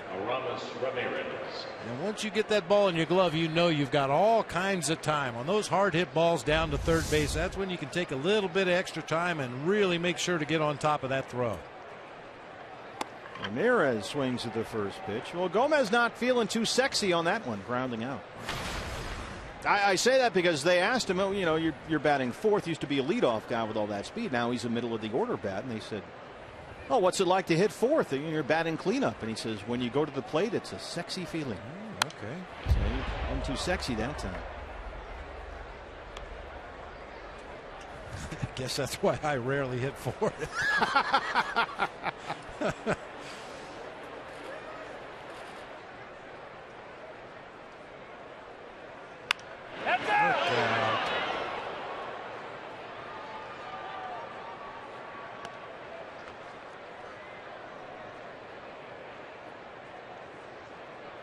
Ramos Ramirez with a walk and a strikeout. He's got a 7-game hitting streak, batting better than .390 during his streak with 5 RBIs. But hitless so far tonight. In his 22 games, that left hamstring strain came back on June the 4th, and since he returned from the DL, he's hitting nearly .330. He's homered 3 times since he came back from the injury, and strikes out there. 6 strikeouts for Miley, 2 down. Left fielder Chris Davis. Well, he's shown a much sharper breaking slider tonight. There are times that he'll get around that slider a little bit, make it a big slurvy breaking ball that's easier for a hitter to track. He's throwing a short, quick one tonight. Chris Davis hit one into the RamTrucks.com pool area his last time up, a 3-run homer that tied the ball game. Opposite field power. That ball was actually down and in. Chris Davis opened up that front side a little bit, got the bat through the hitting zone, and drove it out of here to right center.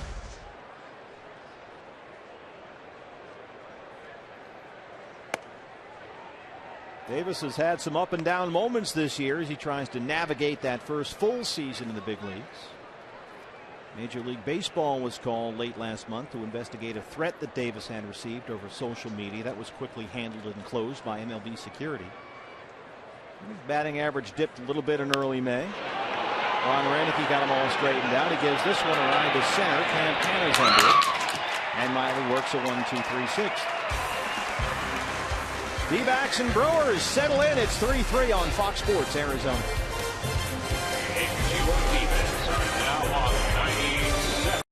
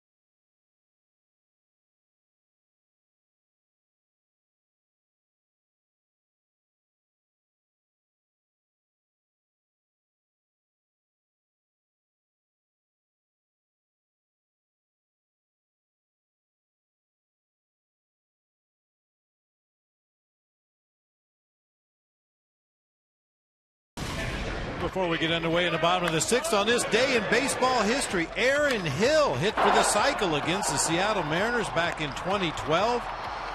Single, triple, double. All he needs is a homer. I'm betting he gets it. There it goes. And the interesting thing is, 11 days later, he hit for his 2nd cycle of the season against the Milwaukee Brewers. That's coincidence, not irony. 3-3 bottom 6. Matt Garza has set down 9 in a row.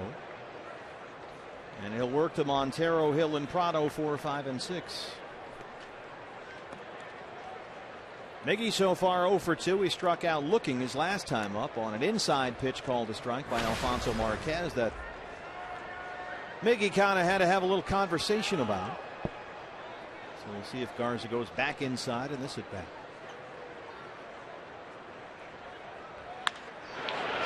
Breaking ball, first pitch lined into center for a base hit, and Montero's now hit in 5 in a row.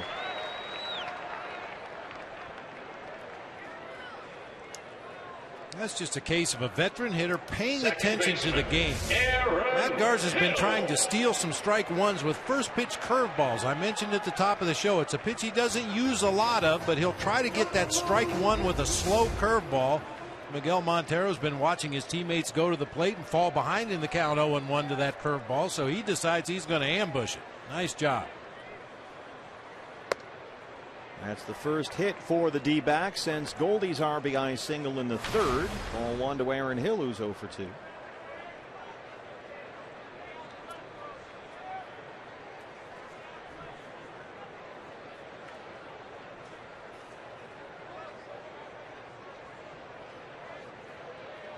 Aaron, looking at the cycle and looking at this year, Bobby, hasn't really had that run that you always look for with Aaron Hill, because he pull the ball with the best of them and go on those surges. Really haven't seen it yet this year. Yeah, might as well start right now. He's ahead 2-0.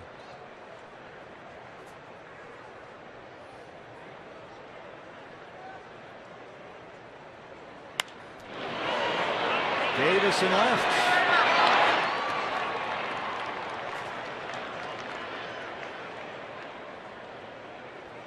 Brings up Martin Prado.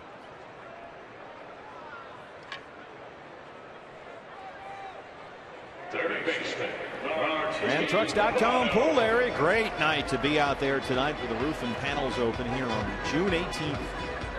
Marco. You'll hear one or two of those in your backyard tomorrow, I have a feeling, while you're listening to the game on the radio. Yeah, it's a little tough to play by yourself, but I'll give it a shot. Prado 0 for 2.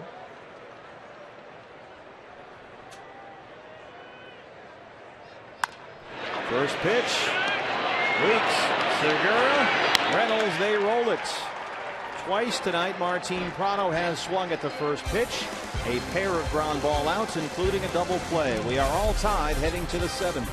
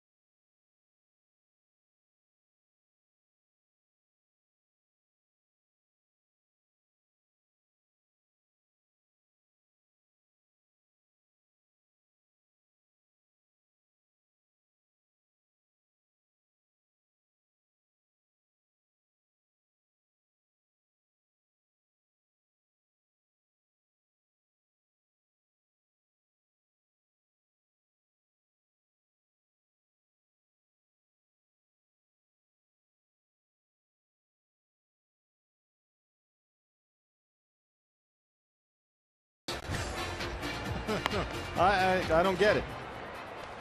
The catchers. Hey, even when you're running the bases. It's a non-contact sport, right? Tell that to Segura. Woo. Miguel popped up just a little bit early from his slide there at second base and ends up getting the right foot of Gene Segura across the left side of his head and face, knocks the helmet off. Everybody seemed to be okay after that play's over. close. Everybody appears to be okay. Wade Miley has set down the last 5 he's faced, and he'll work to Mark Reynolds to open up the 7th. And the Diamondbacks have the overshift on the other side of the field. They've got 3 infielders on the left-hand side.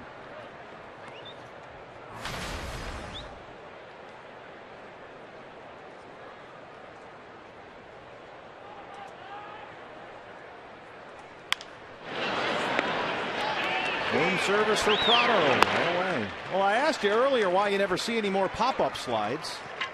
Well, I know why. The answer, you get kicked in the head. Kicked in the side of the head if you do. That's exactly why. Oh, and there they are. Speaking of Gene Segura.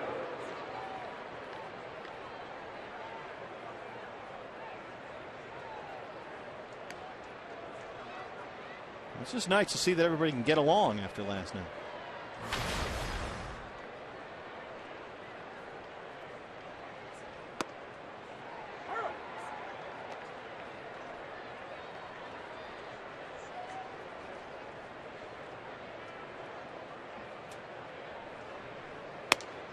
Well, Segura's had a rough year himself, had to sit out 4 starts. At the end of April, he was, you might recall, whacked in the face by a baseball bat swung by Ryan Braun when Braun was standing on the top step of the dugout, just kind of circling the bat around, trying to get loose. And Segura was just walking by in the dugout and got whacked right in the head. It could have been a lot worse. He had a laceration, swelling under his right eye. Fortunately, he was okay. So, you kids at home, when you're in the dugout, wear a helmet. Don't swing your bat in the dugout where everybody else is trying to relax and move around. And Braun, as you said, was just kind of windmilling the bat around, trying to get loose a little bit, and absolutely smoked Segura right in the face. 2-2. It's full. Pitcher spot is due up next, and Garza is in the on-deck circle.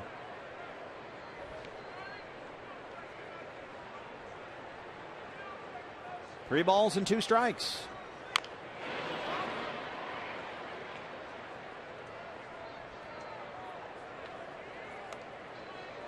This was Ryan Braun at the top step right there, and Segura walking by, and bam. Oh.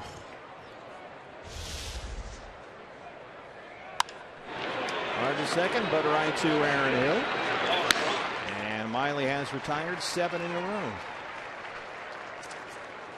Papa John's, Pepsi, and the D-backs teaming up to expand access to sports and inspire Arizona's kids to play ball. Order the Big League Combo with a 2-liter of Pepsi. Papa John's will donate $1 to the Arizona Diamondbacks Foundation's Play Ball Fund, supporting youth sports across Arizona. 2 down for Garza, who singled to right his last time up.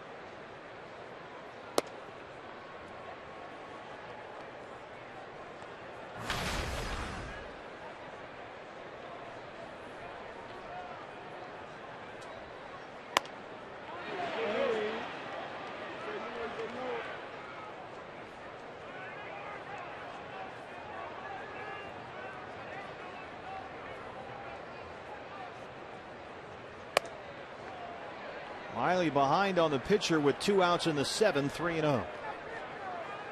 And you would expect Garza to be in take-2 mode right here. There's 1. Now at 90 pitches, 59 for strikes. Maybe not.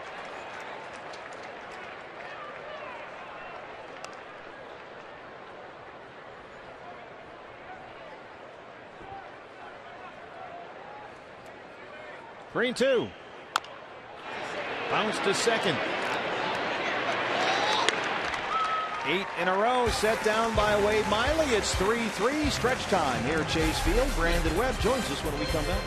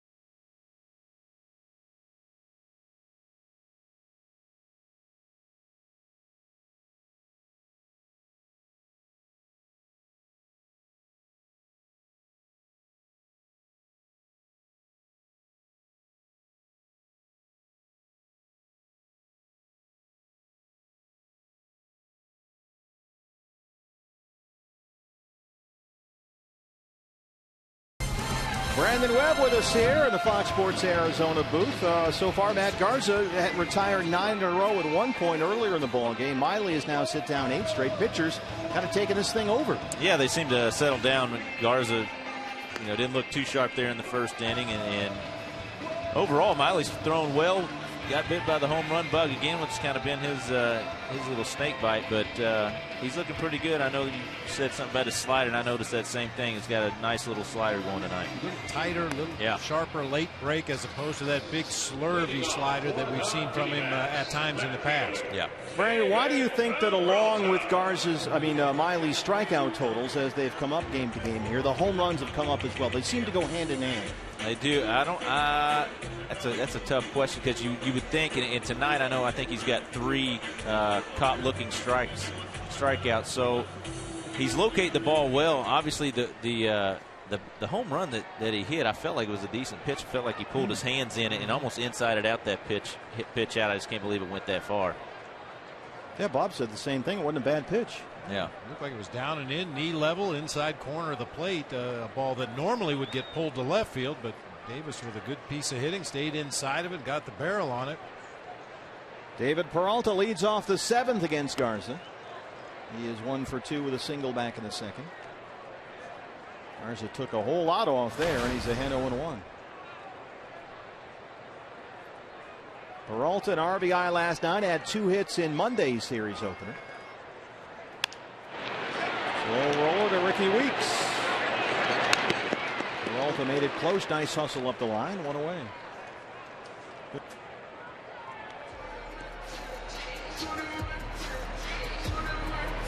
Center fielder, Tony Campana. Well, as promised earlier in the ballgame, I'm a little nervous about this myself because you are, my friend, right on the edge here. It's the AT fan photo of the game, as selected by Brandon Webb.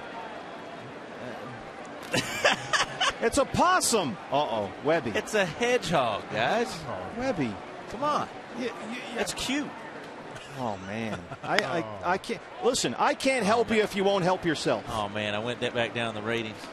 You were that close, Webby. I mean, that close. Gosh, what to am I becoming doing? a full-time member, and then you throw a varmint up there for the AT&T photo. I thought it was going to be a good one. No critters. That's rule 1. I'll put that in the bank there. Campana lines that to center. Gomez tracks it down to the left center field gap. This is in Caddyshack. Where you're looking for the varmint. I can't help him. I don't know what to do anymore. I got 3 games. I'll make it up to you. Friday, Saturday, Sunday. 3 good ones, and I'm in on Sunday. All right. I think it's a nice try by Eric. Misguided maybe, but good try. And thanks for sending in your photo. And thanks to all of you who tweeted in your fan photo. Now, was that Eric's pet hedgehog, or that's a whole nother issue? Just happened to be a hedgehog walking by the D-backs helmet. It's like Marlon Perkins sent that in. Webby, that close. Guys. That close. Take it easy. You had 2 outs in the 9th inning of a perfect game. And the pitcher with was 2 up. strikes. With 2 strikes and the pitcher at the plate, and you hung one. I didn't really realize I was that close, I guess. Gosh. Well, you've been doing so well. The average has got to be pretty good then. Can't bring me down that much. I've had a lot of good ones. Well, you've done better than your competition. I will say that. Richard Signs. Use that term loosely, by the way. Yeah. Richard had a run in Houston that wasn't terrible. He was doing all right, yeah. We make allowances on the road, too. Much tougher to pick that AT&T photo on the road. You don't have access to quite as many choices as you do here at home, so you have no excuse. A little more leaning on the road, huh? I need to make some of those road trips then, looks like. I'd love to that have was a you. road trip. All right. You learn the little nuances of the thing. 2-2.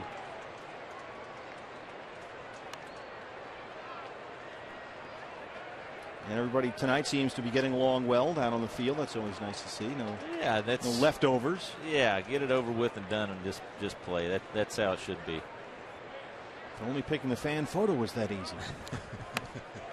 3-2.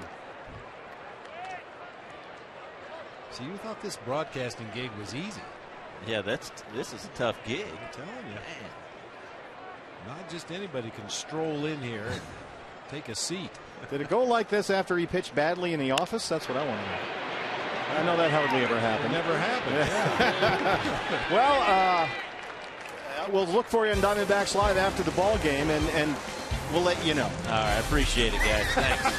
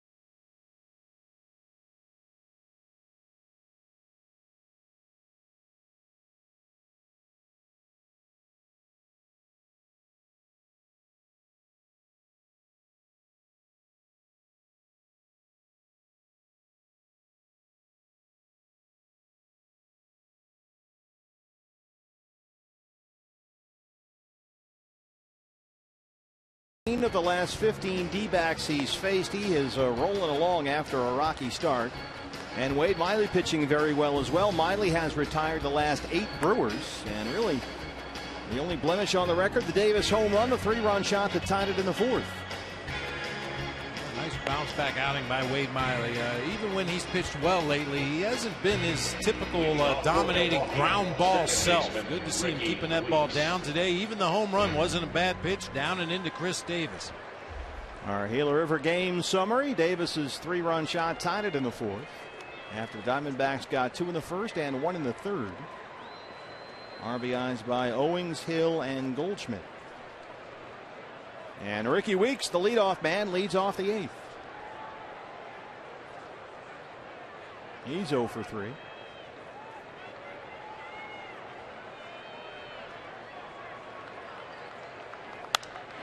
Laces that one down the right field line, and that is a foul ball.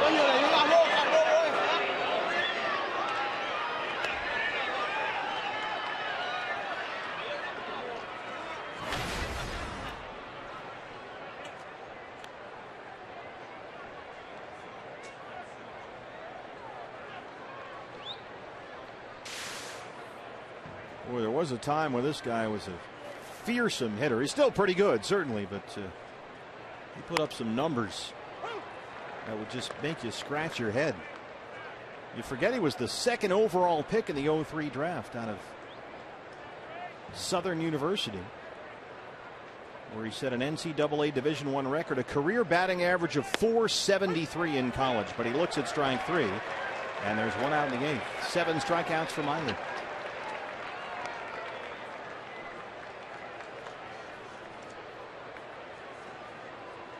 Right fielder Ryan Braun. So far so good. You may remember in our Valley Honda keys to the game, we talked about the 7th, 8th, and 9th inning of the first 2 games of this series, when the Brewers pushed across 11 runs on 10 hits in the 7th, 8th, and 9th inning of game 1 and game 2. So far so good for Wade Miley here tonight. Braun 0 for 3.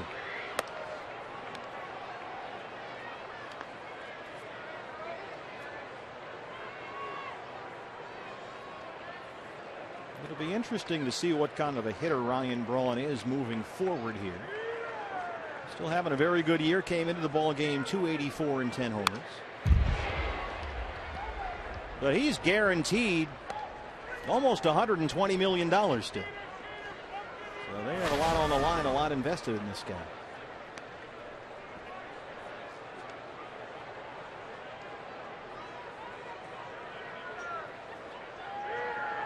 He was a 5th overall pick in 05.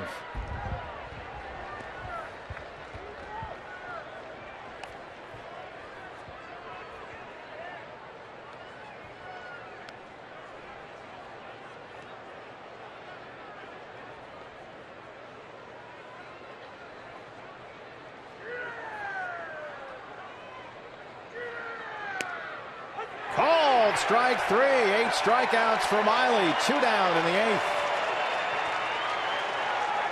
I don't believe we've ever seen Wade Miley get this many looking strikeouts on fastballs.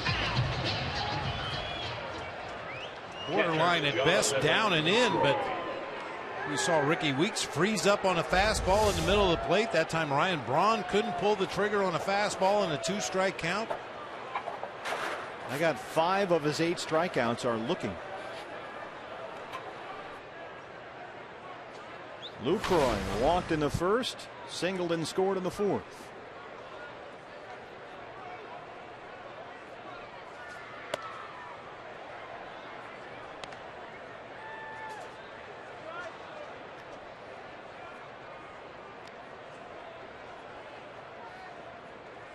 They voted for Lucroy. They have a little campaign going in Milwaukee, which has really upset some Cardinal fans. They did. It's a parody, and it's all meant in good fun. But I watched them online today. Actually, the Brewers' staff put out a thing that kind of played on the Cardinal-Brewer rivalry, and it was a parody of a political attack ad, and it said, "Do you really want another St. Louis Cardinal in the All-Star game? Vote for Jonathan Lucroy." Because after all, he's not a St. Louis Cardinal. I mean, it's all in good fun. Cardinal Nation is, well, they're a little ticked off. And at the end, he comes on. I'm Jonathan Lucroy, and I. What do they always say? I approve this message. Yeah, it's pretty funny. It's very well done. And there's a 4-pitch walk to Lucroy that ends a stretch of 10 straight set down by Miley. They have a similar ad for Carlos Gomez for their All-Star campaigns. So if you're get online there, it's just to check it out. It's pretty well done, except if you're a Cardinal fan. Brad Ziegler in the Sanderson Ford bullpen. And Gomez, same deal. They're trying to get him in the All-Star game, and his play usually speaks for itself. Singled and scored a run in the 4th, so he has extended his hit streak, now at 14 games. Gomez got that $24 million extension, and shortly after that, Ryan Braun said he was talking to Gomez about fruit. And Gomez said that a kiwi has 3 times the amount of potassium as a banana. And Braun said, "Well, where'd you hear that?" Well, Gomez had a very interesting answer. He said, well, now that he's wealthy, he was Googling rich people conversations. So he knows how to talk to other wealthy people. Okay. He found out little factoids like that. That's a different twist. Just typed in rich people conversations and came up with the kiwi banana discussion.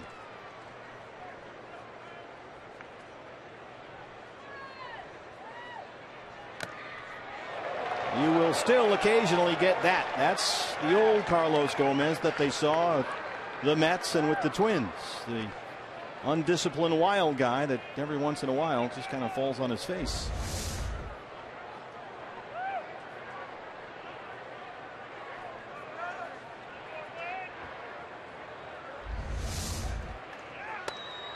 Two and two.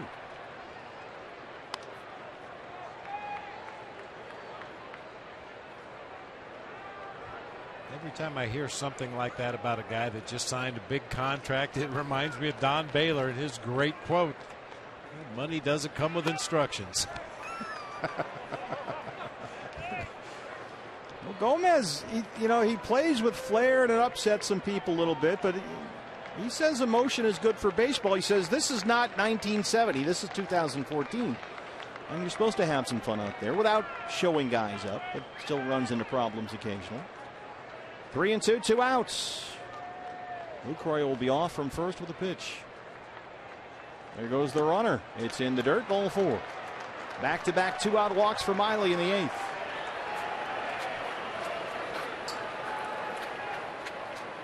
And that's going to be it. Wade Miley pitched a terrific ball game. Since the Davis home run that tied it in the 4th, he has given up only 1 hit, and that was Garza's single in the 5th.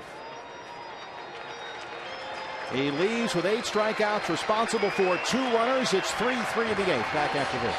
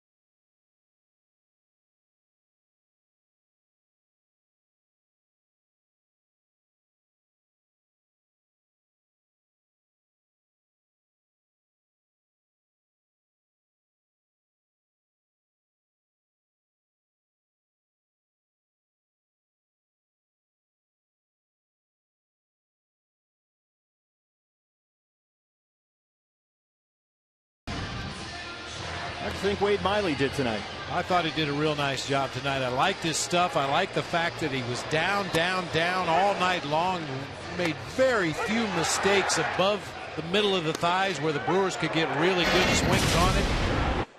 Had a little extra life on his fastball tonight. Got some called strikes on that pitch. You can't even call that a mistake. You can see Miley's reaction out there.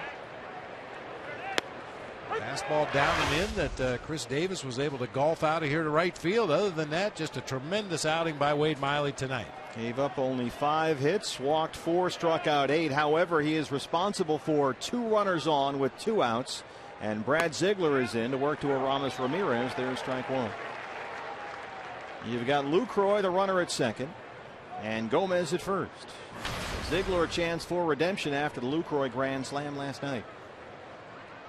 And he followed that grand slam last night by striking out Ramirez and Davis. And now he's back in there against the Brewers' third baseman tonight. 0-2. And you wonder how much the circumstances surrounding Brad Ziegler's outing affected him last night. I mean, normally Brad and all the other relievers warm up down in the bullpen. They go along with the inning. They get loose. They relax. They throw a few more pitches. They relax. They throw a few more pitches. And then ultimately they come into the ballgame. But last night, because of the ejection of Evan Marshall, Ziegler had to come in, throw his warm-up pitches on the game mound, and after throwing his warm-up pitches, play ball. There was really no routine to his warm-up, at least not what he's used to. Ramirez just able to hold up, and it's 1-2. These guys are creatures of routine. It's so important to them. And yes, he had ample time to warm up, but as you said, it's a different circumstance. It's not what they're used to, and that's something to take into consideration.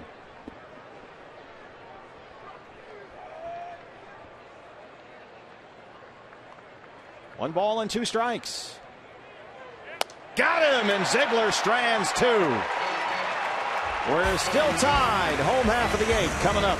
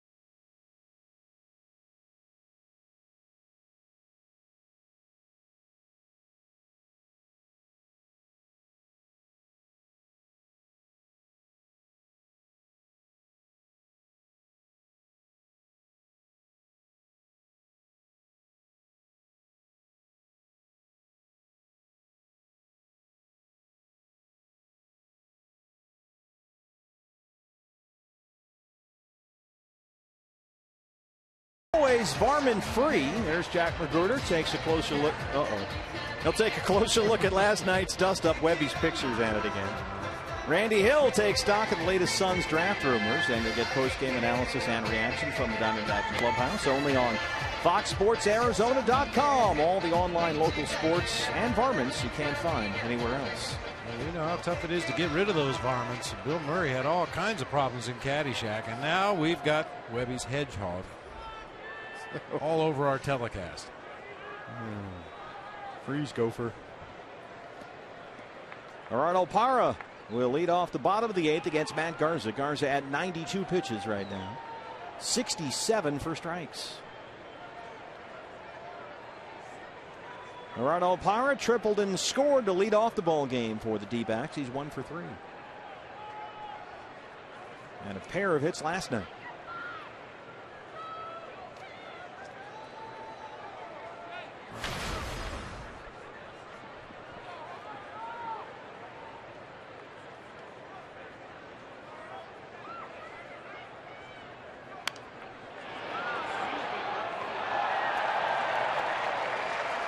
We talked about this earlier in the series, Bob, and there were runners on base, and we really couldn't get to it as accurately as was liked. I know you like the way that Lucroy almost hides behind his mitt when he sets his target. Yeah, he gets really small. He's one of those guys that once he assumes his catching position, his knees are nearly touching. He kind of bows his legs in, sits on the inside of his feet, gets his knees together, and gets behind that catcher's mitt. All you see is the mitt and the mask. This gives a real nice tight target to his pitchers. Shortstop, Chris Owings.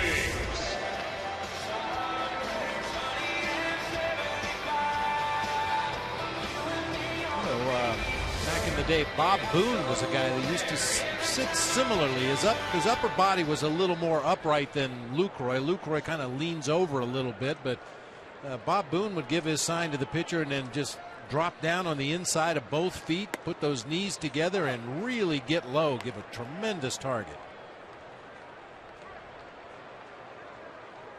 I think that helps him frame pitches better. We always hear about pitch framing. Well, he moves so little back there. I mean, he gets that small target, and if that ball is anywhere near his mitt, nothing moves other than the glove. And that helps get pitches from umpires. If they see a lot of unnecessary movement as that ball's getting into the hitting zone, they're going to think that it probably had some movement that took it out of the zone. Now that time you could see Lucroy was a little bit wider. He knew a breaking ball was coming. He called for the pitch. He should know what's coming, so he was a little bit wider in his setup, which is something catchers have to be careful of. You got to be consistent. Now look at the difference. Much wider setup that time, anticipating a ball in the dirt. Like that tip off the hitter, if you could somehow get a look at it or a peek. If it's done early enough so either one of your base coaches or somebody from the bench can sense what's going on, should be another breaking pitch. That one's hung up high, though. But if you do it late enough, there's just not enough time to alert the hitter. But that's a trap that some catchers might fall into, setting up like that for a breaking ball too early, and suddenly you're just telegraphing when pitch is coming. Absolutely. Right? Those are the kind of things you look for when you do all your video homework. Fastball. That's a fair ball down the right field line. Owings will head for second. The throw from Braun is not in time, and CO is a home run shy of the cycle, his 15th double.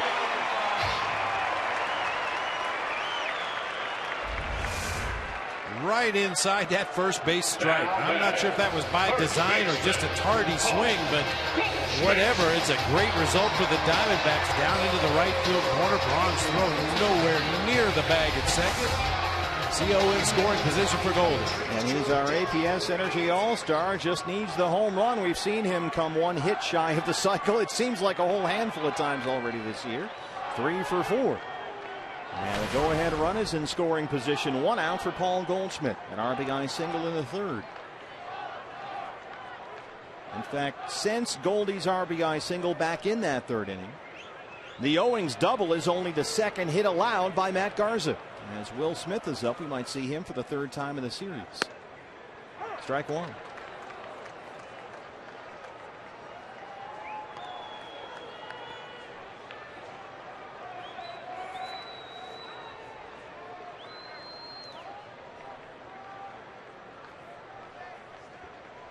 You've got the left-hander throwing for Milwaukee, the left-hander on deck for the Diamondbacks in Montero.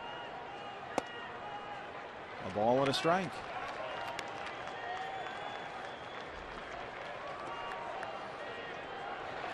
Sanderson forward bullpen. The closer, Addison Reed. That standard procedure tie game. If you do happen to get the go-ahead run on base in the bottom of the 8th, you got to get your closer up if you're the home team. Yeah, you want to make sure he's got plenty of time to get ready.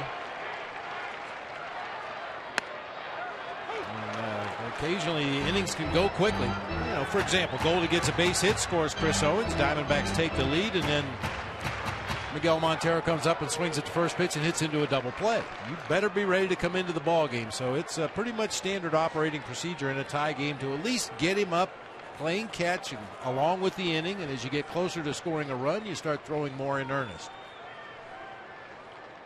1-2 pitch.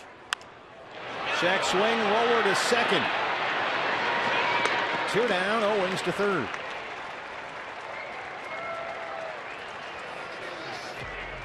And now with the left-hand hitter coming up in Montero, a look to Ron Renicky, see what he wants to do here. 103 pitches for Garza, 75 for strikes. And it looks like he's coming in to go get his right-hander. He's running, which means maybe this will be a conversation rather than a pitching change.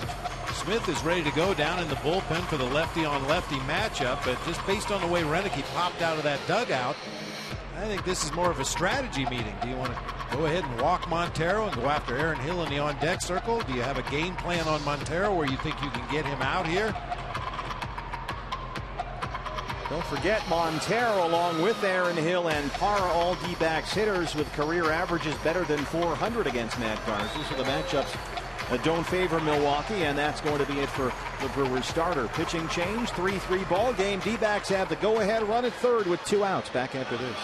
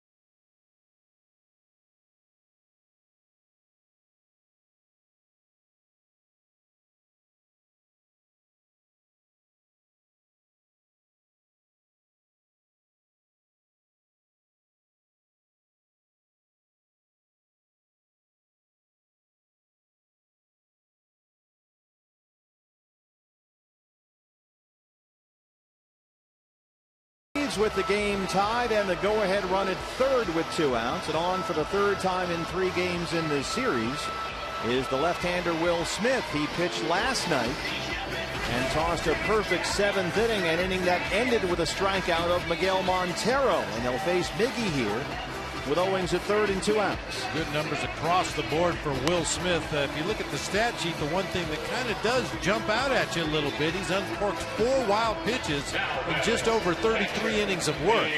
That would work. It sure would.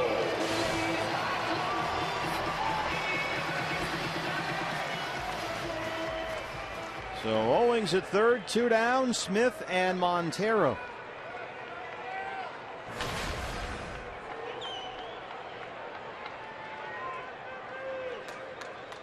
Miggy 1 for 3. He singled his last time up. He's hit in 5 straight.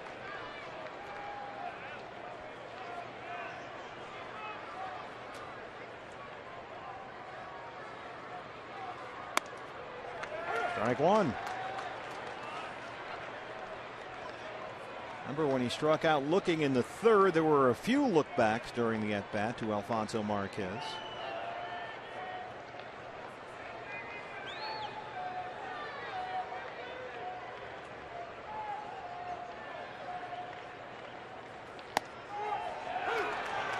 Oh, 0-2, 95 is strike two.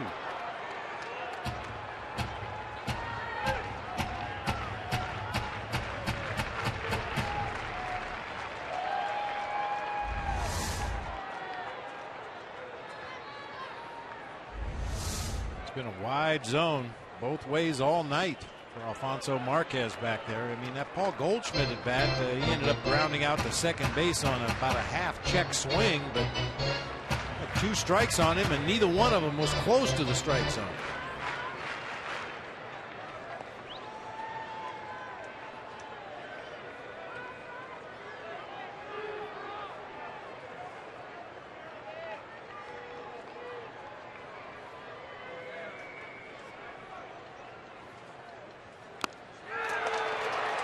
Strikes him out again, and they strand the go-ahead run at third and send us to the 9th all time.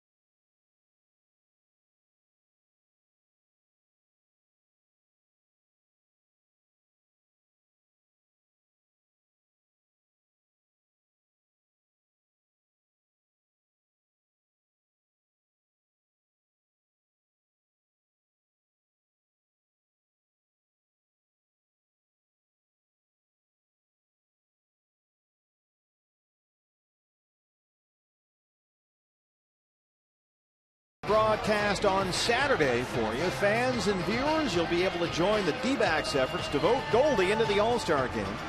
Coverage begins at 6:30. Diamondbacks live pregame show. Then it's the D-backs and the Giants only on Fox Sports Arizona. Vote for Goldie, America's first baseman.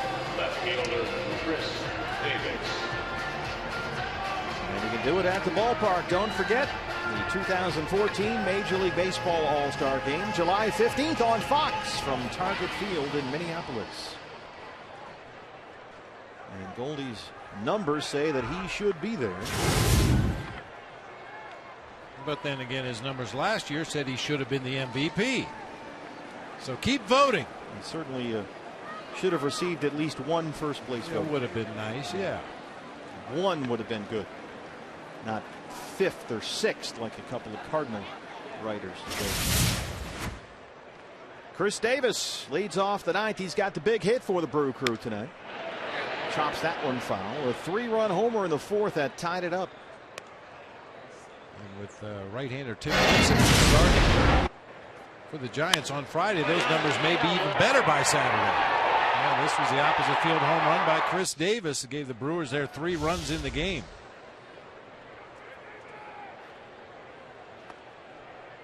And after that home run that tied it, Miley allowed only one more hit the rest of the way, a single by the pitcher Garza.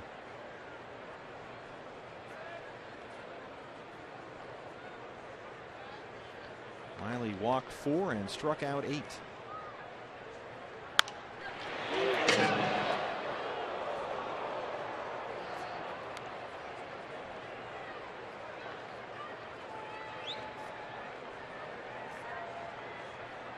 Radio only tomorrow. Matinee pricing, dbacks.com/matinee. Give you a break on tickets. So enjoy the AC with us at Chase Field.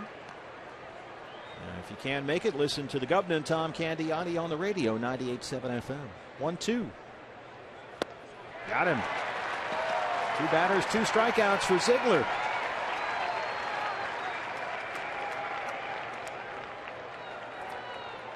Listening to Greg Schulte and Tom Candiati right now. Listen to the ball game. A gentleman after my own heart right there. Put some 100-mile-an-hour tape on it. That'll fix anything.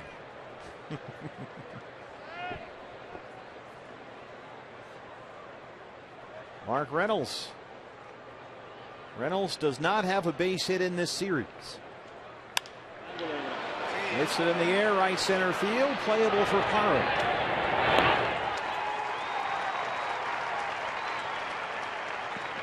Two down, here's Segura.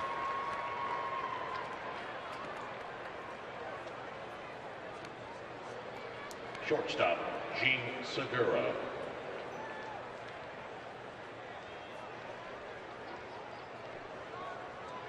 Segura 0 for 3. Got his first 2 hits of the series last night, a pair of triples. But he has struggled lately, sitting under 180 for the month of June, and is now living at the bottom of the Milwaukee order.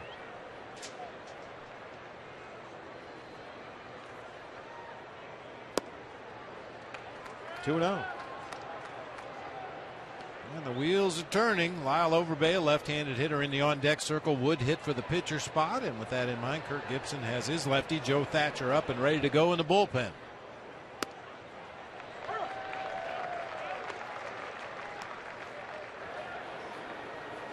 And the key in making the move is always make sure that they commit to their hitter before you go to your pitcher. Oh, yeah. I mean, there's a protocol. You send a pinch hitter up there to the plate. He's not officially in the game until the manager indicates to the umpire by pointing that's the hitter that's coming up to the plate. And then the umpire will turn around to the official score and point at the batter, indicating, yes, indeed, Lyle Overbay is the hitter.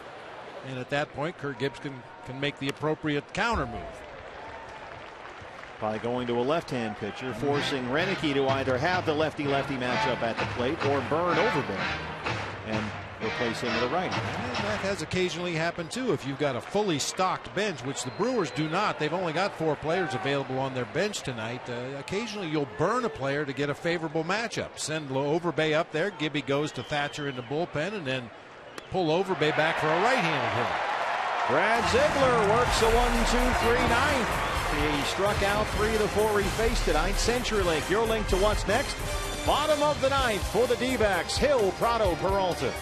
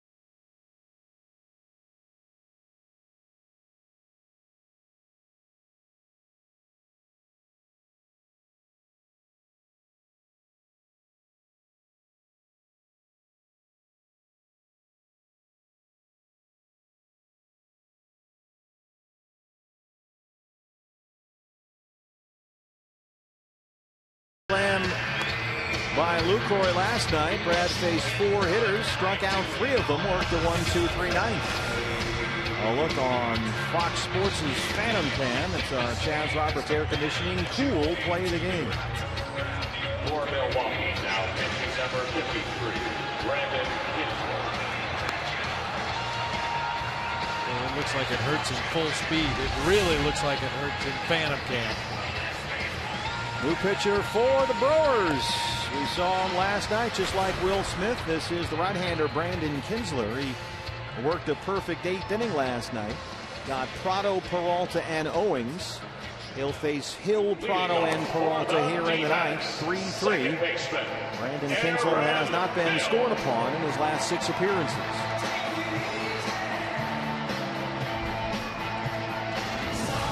May 6th, Aaron Hill, Miller Park against Kinsler. You see a lot of fastballs from Kinsler. He not overpowering his average fastball right around 92 miles per hour, but he throws it about 80% of the time. Also has a sharp late breaking slider. Aaron tonight 0 for 3, drove in a run. Back in the first on a fielder's choice. 1-0.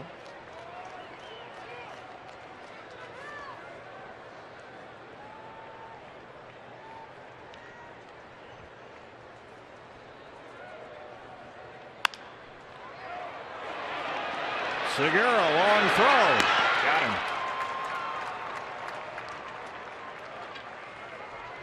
Funny, Segura and Chris Owings, very similar. Both little guys. You look at them and you think, oh, he's a second baseman.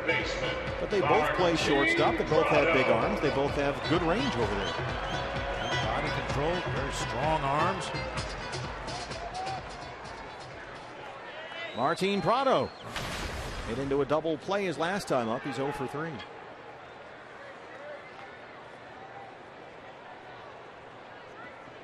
Prado, a pair of RBIs last night. He's got 2 hits in the series. He has twice tonight swung at the first pitch and grounded out. He looks at strike 1.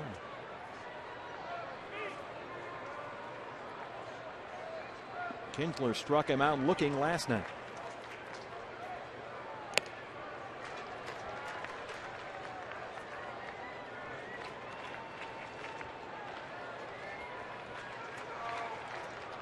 If we do go extra innings, you might give those guys a chance to make it.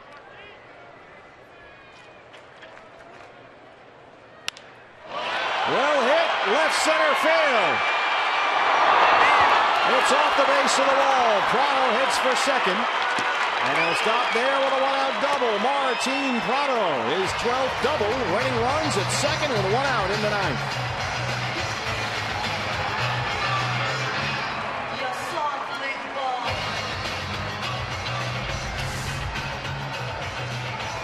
Ball down. Golfed it out toward the gap in left center field. Prado might have a chance to get out of here momentarily. Neither Brewer outfielder had a great break on that ball. It dropped safely, hit the wall, stayed in play. Prado in scoring position now for David Peralta. In their matchup in the 8th inning last night, Kinsler got Peralta to ground out to first. Winning run at second, 1 out. Peralta 1 for 3, a single in the second.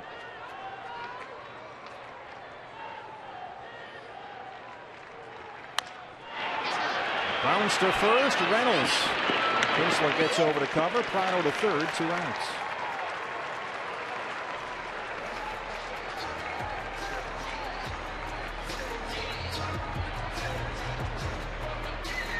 You want to get crazy and put a play on here? I don't know what it would be with 2 outs in the inning. I mean, Tony Campana bunting for a base hit is always a possibility.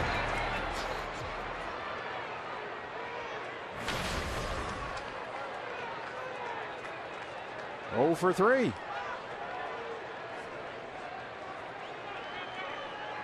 Ramirez in on the grass at third.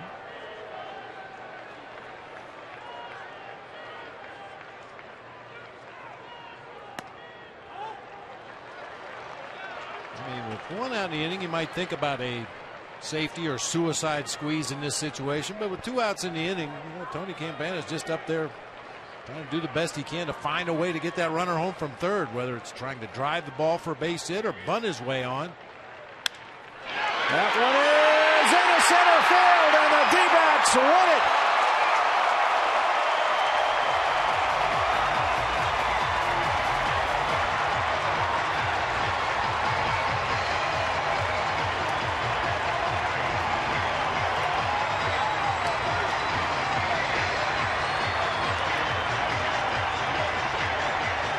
Their fourth walk-off win this year, and you always say, Bob, Tony Campana, just keep it on the ground.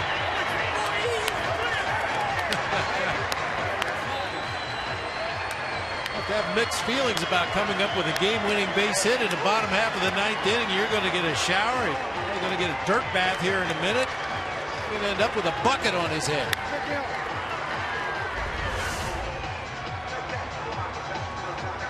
Out over the plate, just guided it back up the middle of the field.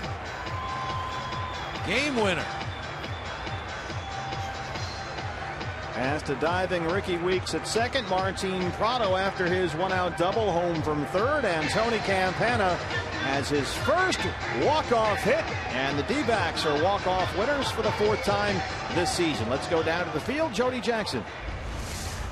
All right, Tony, how does it feel? First walk-off hit, first walk-off winner for you. Oh, it's awesome. I got to give it to the guys. They got in scoring position, got in third base, and all I had to do was sneak one through the infield. What were you trying to do there? You mentioned sneaking it through, just looking for something to stay on the ground? Yeah, I've been hitting a couple balls in the air, and that wasn't working, so keep the ball on the ground and get through. What was going through your mind when the team came charging at you? It's a lot of big guys running at me. It's the celebration. Speaking of that, Martin Prado, it looked like he might be the recipient of the dirt bath. What were you thinking when he got on and when that ball was headed almost out of here? When he first hit it, I thought it was gone, so I was ready to throw dirt all over him. He seems to avoid this dirt bath that he dishes out. How does that feel? Hey, I'll take it all the time. Tony, what is it like to win one of these games for the team? Obviously, struggling the last two nights, and to be able to come up with a comeback late, because obviously it's the late innings where the team has faltered lately.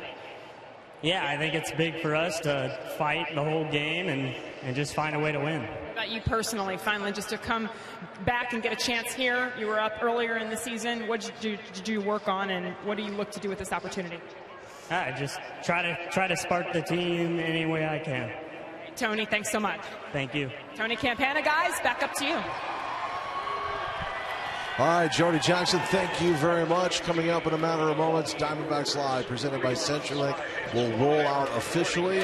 Alongside Brandon Webb, we've got lots to talk about, and I'm hoping, I saw a baseball around here. That means you're going to demonstrate Wade Miley's night, right? Give a couple tips out of there. Okay, we're going to do that, talk about how the Diamondbacks manufactured a run late, how they won a game in this series, and so much more. Plus, we'll have reaction inside the Diamondbacks clubhouse. We'll hear from skipper Kirk Gibson, but when we come back in a moment, we'll kick off the show as we always do, up in the broadcast booth with the skipper, Bob Brennan. We'll do that after this 4-3 win, a walk-off win for the Arizona Diamondbacks on Fox Sports Arizona.